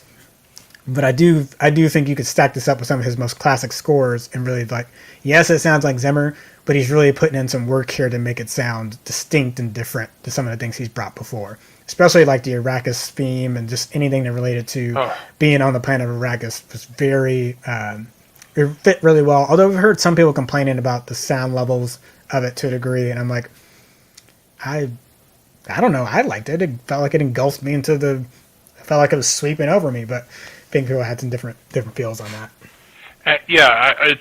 That's the thing that really pulled me into this, and maybe it's because it's the first time I've seen something in the theater in a year and a half, or more than a year and a half now. But the music, the cinematography, all really just pulled me into the story much more than I ever recall any other Doom remake doing. Yeah. And more than most movies have that I can recall. Yeah. Yeah. And it's our mutual friend, So Young, made a comment that I was like, I noticed it as well, but I'm like, I gotta think about more how he did this. It feels like there's some respect to David Lynch in this film.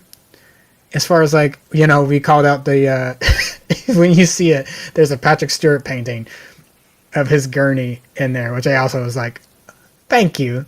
The only thing that would have made it better, but it would have been outside. It would have been too crazy. It would have been like, that doesn't fit. Is if he was holding the pug, if he was holding the dog.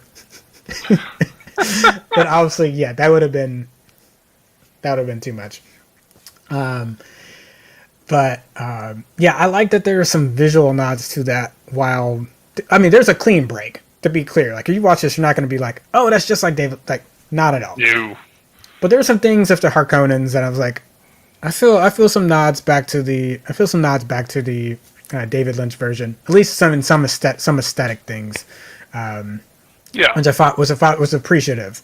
And in some ways, in the way the arcs of the movie hit some similar beats as well, but are executed way better. Some people were having a hard time connecting with this film for a number of reasons. Some people feel like the performances weren't hitting them, although I would disagree. I came away from this if we get to Dune Messiah and Children of Dune, I want Jason Momoa back because he was fantastic. And again, I know he's playing to some degree. It's got some of the elements of things that Momoa always does in a lot of his. Yeah, I did not care in this. I liked his interactions with Paul. That worked for me. When he got to spend time with the Fremen and was becoming an advocate for them, he seemed like he really genuinely cared for the people he was representing. I'm like, cool. Yeah. I got it. That's the right man. Yes, professional badass Jason Momoa, because he's, this I think was his closest opportunity to act. To be honest, Which is something that Batista said as well.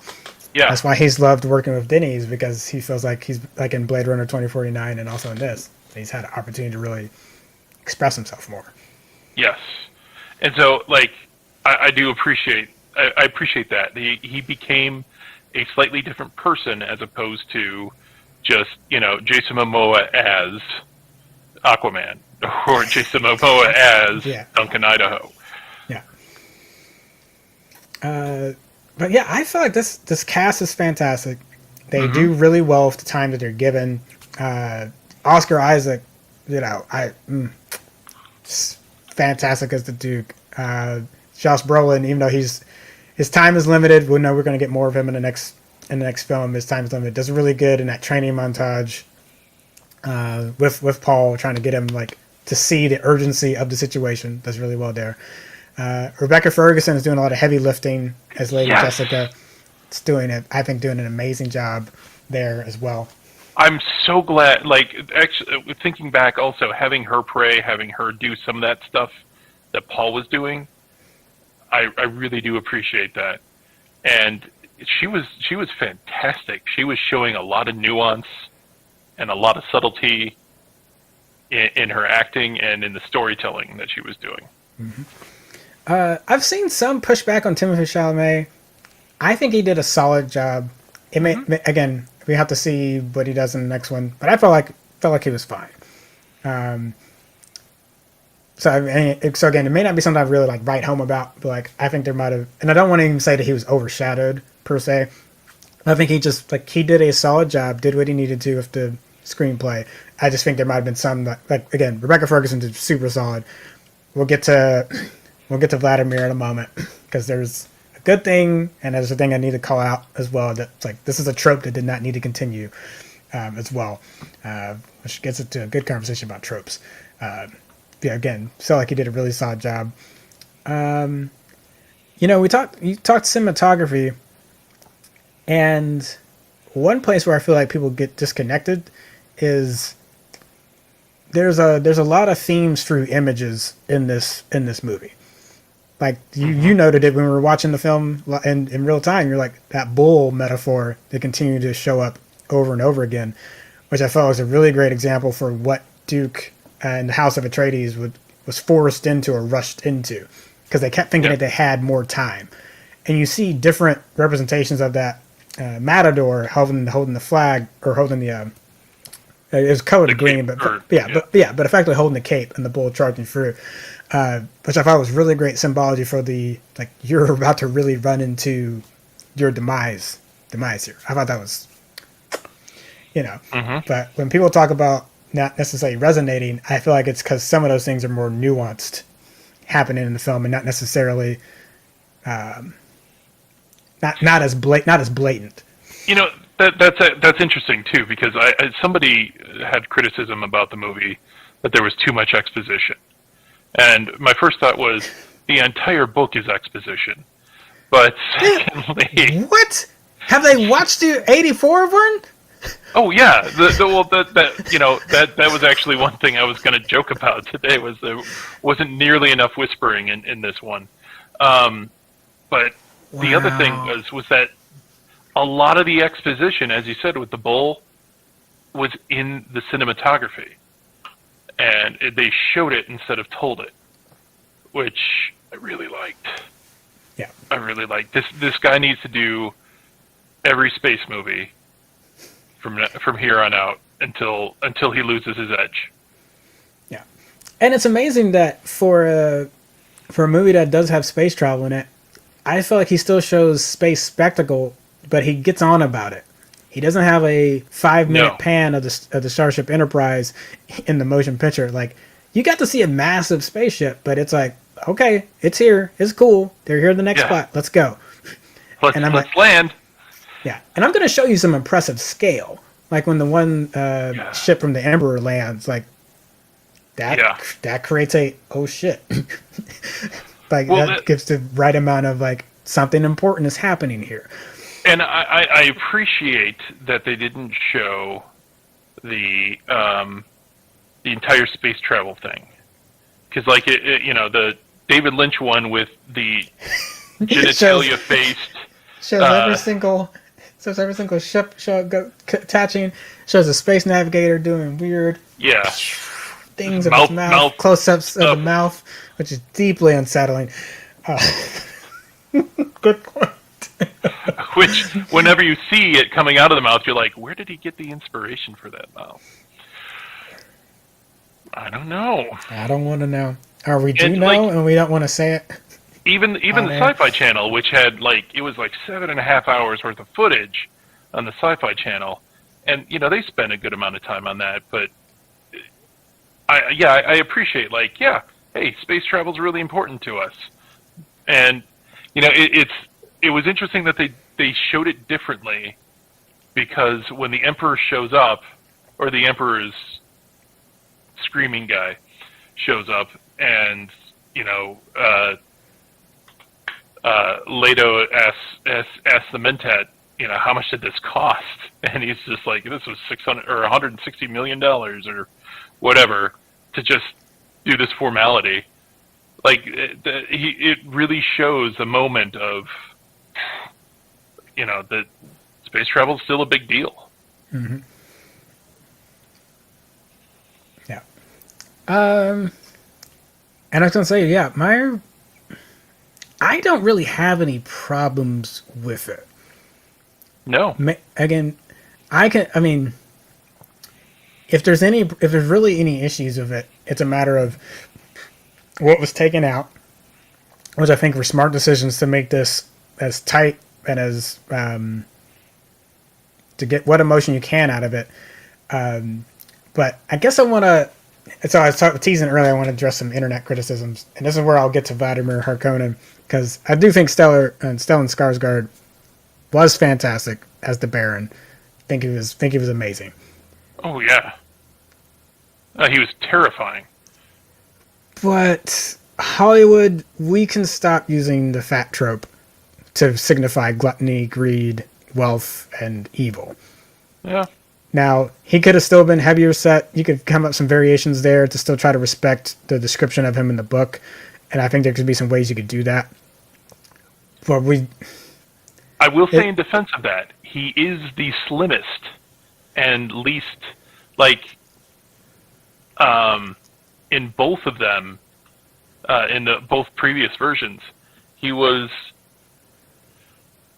excuse me, he was a sneeze.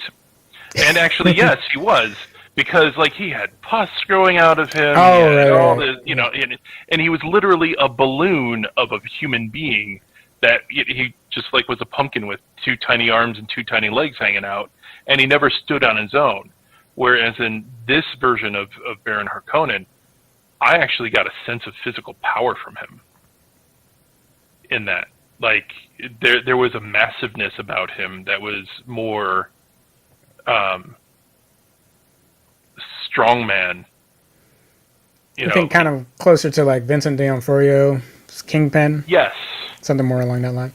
Okay. Yeah. That's the as a man of size, that is the impression I got from that, as opposed to David Lynch's one, which was just basically a tennis ball with arms and legs in a red jumpsuit. Yeah. Very true.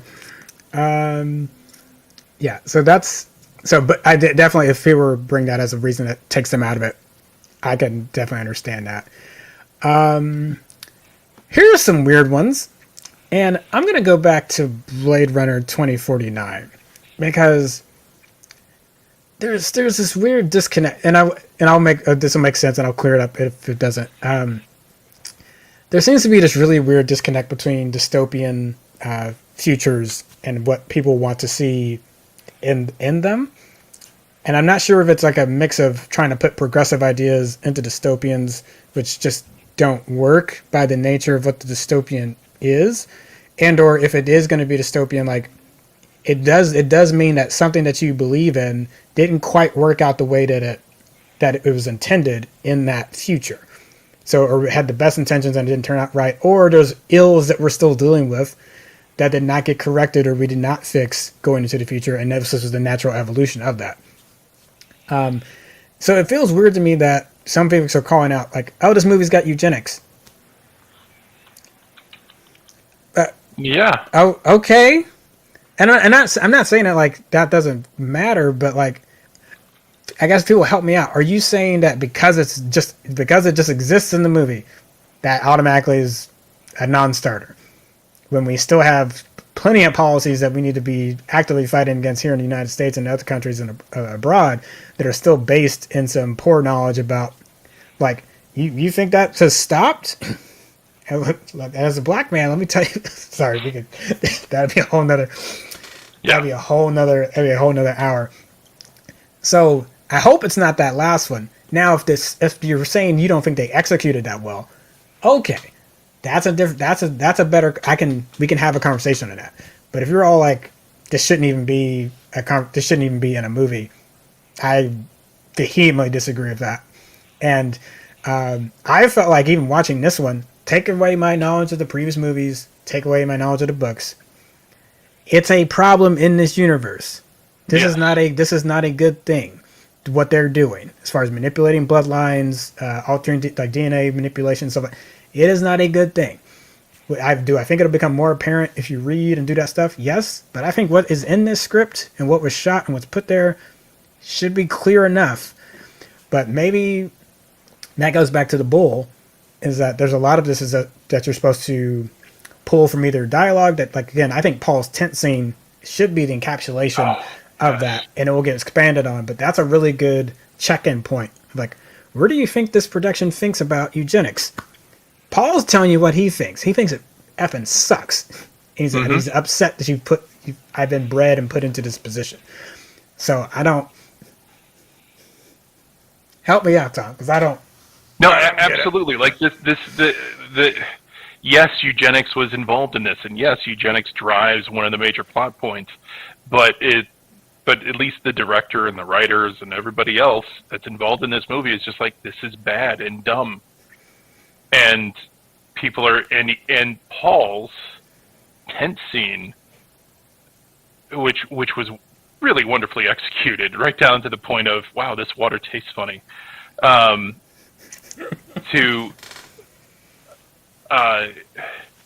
It leads to, these people are going to regret it because Paul hates them already, and he's going to make them pay for having him play this role that he has to play.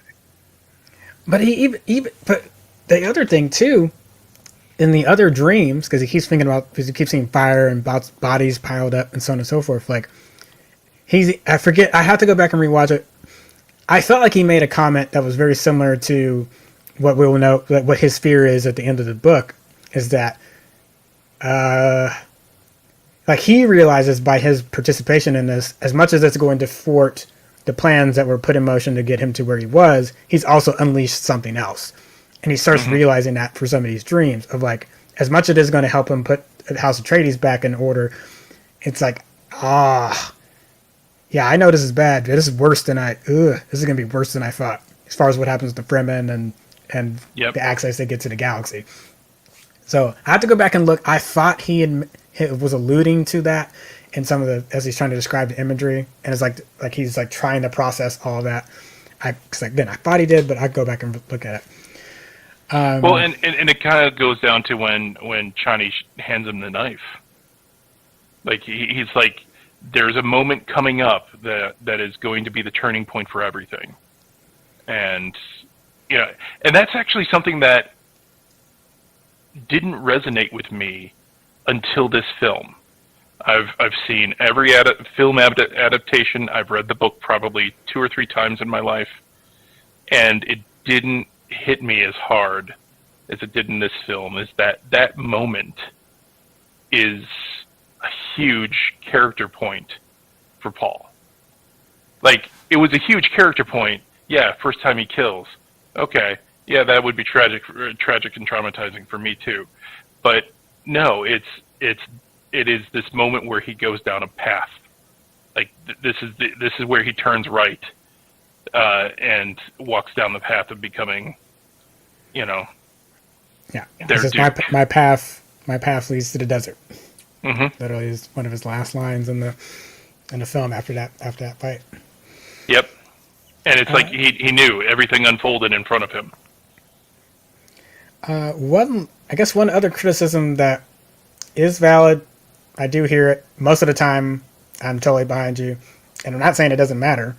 I want to separate these two things out. So we've had a bunch of white savior tropes all over the place.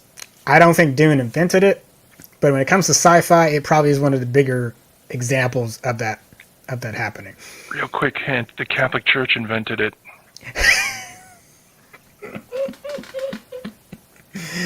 Oh, Tom, don't get me started. Let me give you in this Birdie Pert video series. Let me explain how.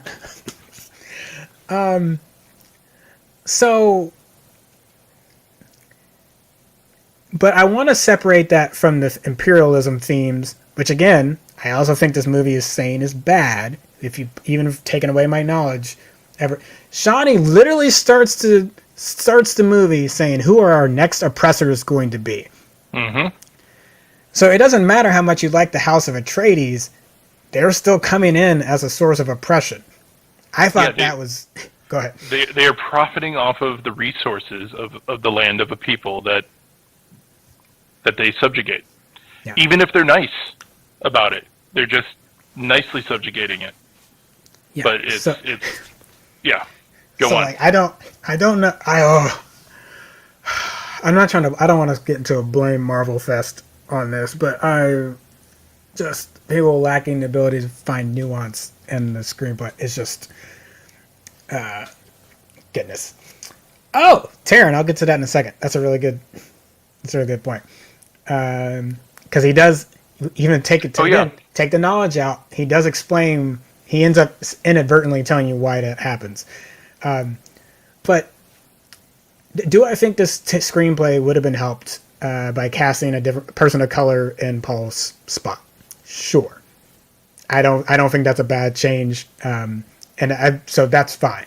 If that would, and again, if people were just tired of seeing a white savior over and over again, I also would admit, like, I'm also exhausted.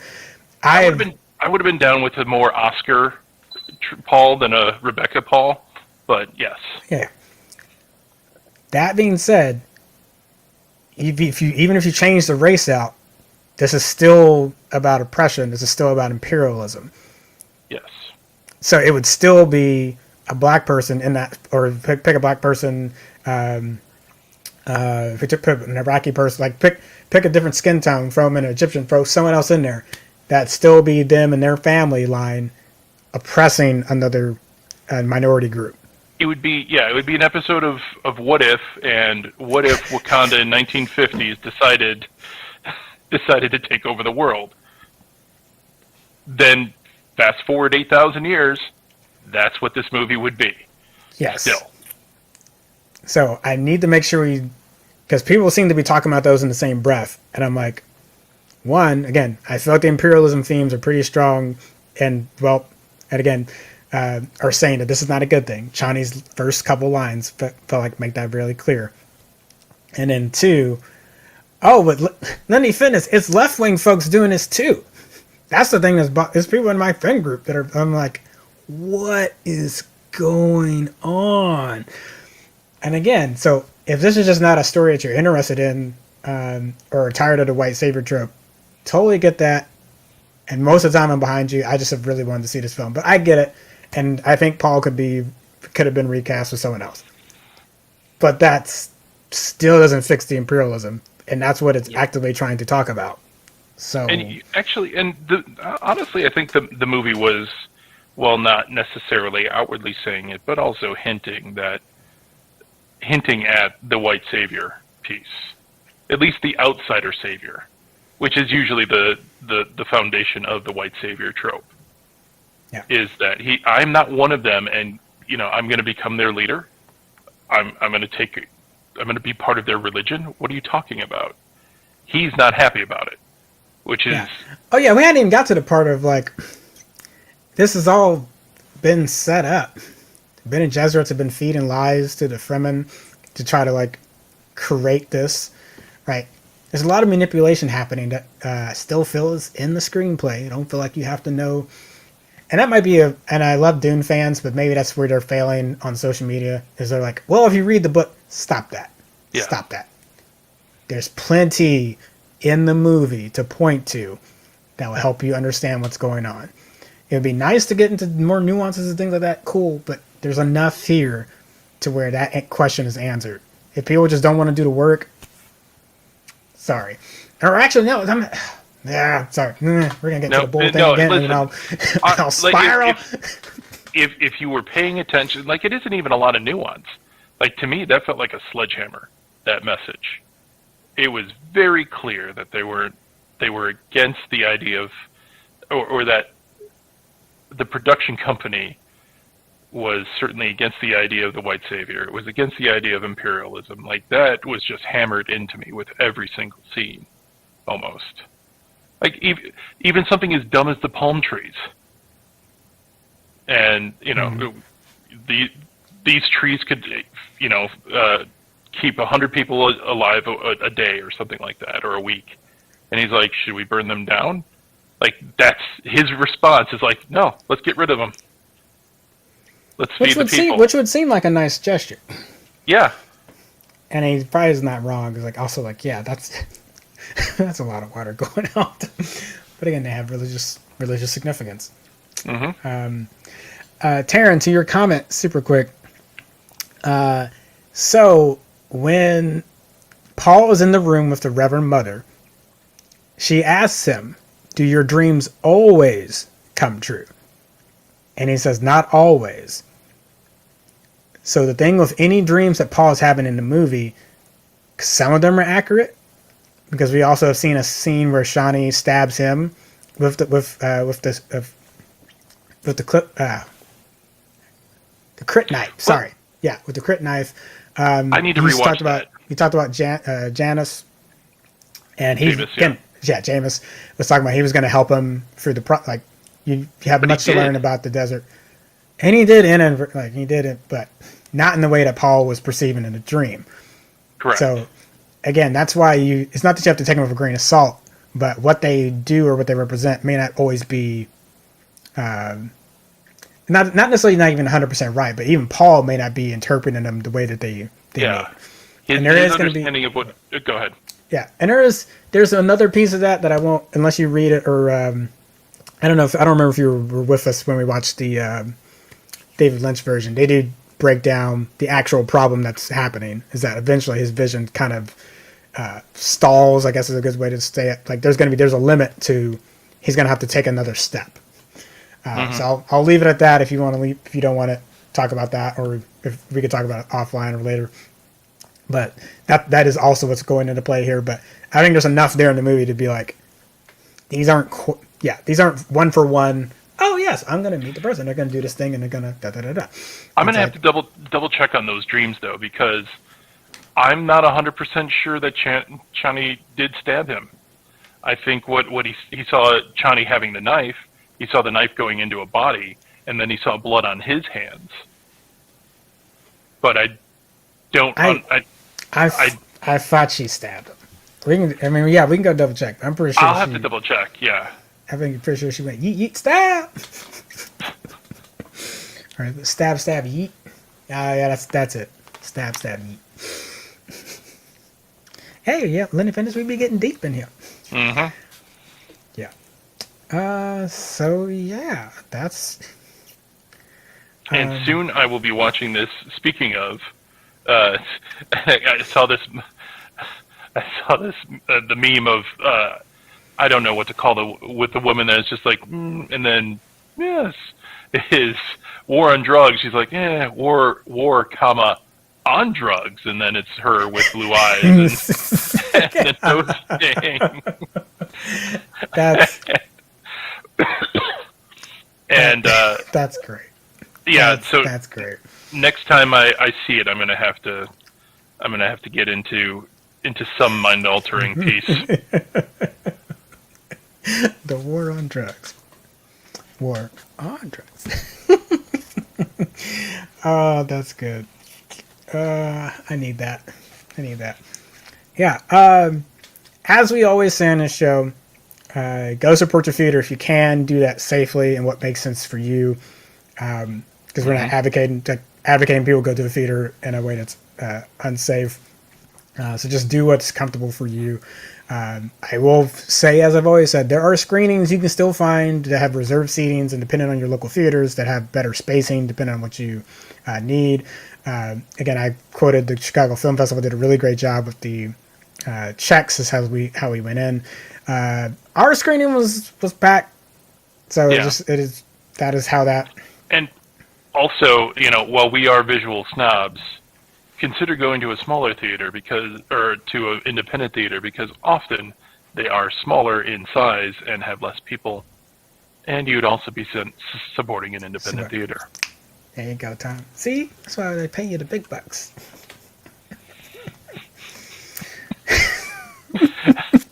I've got that oomph money. Yeah, but I think, I'm glad it got green lighted for to part 2. So that just takes a weight off the production staff and Denny's shoulders. Fans can get excited. We got a Bene Gesserit HBO series coming up. There'll be a prequel to this, but their word is that additional seasons might go into like the Dune book time period and go past it. So this might be a long running thing that continues along with additional no word yet on additional movies. We'll have to see how Bene Gesserit series does and honestly, part 2 does. Man. But I want the Bene Gesserit to go to some of the other houses, like House Odos, which is kind of like the spy house. The different houses in the Landstrat. Yeah. Yeah. So I will give a shout out because I had read Dune a long time ago, and it had been a bit. I did not have time to reread it before this came out. Comic Book Girl 19, one of my favorite YouTubers as far as on comic books and her perspective on movies, loves Dune. Avid hardcore Dune fan, has done readings and like explanations on the Dune books. So if you don't have time to read them and you're more of a visual like watching videos, go check out Comic Book Girl 19's channel. She's done the original Dune. She's done Children of Dune. She's done Dune Messiah. Gone through at least that. She might have even gotten to the other ones as well. I don't know. But that would be my recommendation if you're not a big reader, but you like doing visual, aside from just watching a movie or watching like miniseries and stuff like that. She's got really good content on that. So do a little stump for her. All right. I don't have anything to watch because I'm Tom, I might be a little watched out. Yeah, I know. I get that. I don't know if I've got much going on, but next week we've got Eternals. We've got I think Lost in Space comes out on the 5th. Or no, Big Mouth. Big Mouth comes out on the 5th. Big Mouth. Yeah. Yeah, man, we are less than 2 months away from The Matrix. Well, this is going to be an insane holiday movie season. We are going to be busy, especially looking at all those trailers. Terrence at Cowboy Bebop live trailer. Yes, so there was the Lost Session trailer, which is kind of a cool mashup. Had like comic panels and things kind of folding and moving inside of one another. But now we have an actual official trailer is dropped for the new live action Cowboy Bebop, which is coming up soon, November 19th. It's coming up rapidly. Then we'll get Hawkeye. Yeah, you're right. It's gonna be packed, son. Gonna be packed. All right. Well, I guess actually this week passing, so I can highly recommend that Rebecca Hall's movie starring Tessa Thompson and Ruth Negga. If you do not know what the concept of passing is, I definitely recommend checking out my review. I'll break it down because that was very near and dear to my mom's side of the family. We have family members that are very much understand what that means. Great grandmothers that could do that, could pass for white because of their skin tone, which is in a nutshell what that means is that you're able to pass off in society as a white person and not look black, and doing that intentionally. So there's a lot more that goes into it than just trying to do that. Yeah, kind of interested to see what takes are on that. Maybe excited and nervous about what people's takes on that will be, but I'm definitely going to write that out and get that out this week because it comes out on the 29th on Netflix, and it's beautiful black and white. Hey, Snyder fans, you liked 4:3 on Justice League? Here's a movie shot in 4:3 that actually makes use of the 4:3 format. Yeah, it's really good for dramas. Gosh. Yeah. Sorry. Anyway. All right. I have been Commander Shipp. I am always Major Tom. And thank you for joining us tonight. We'll see you next week. Bye.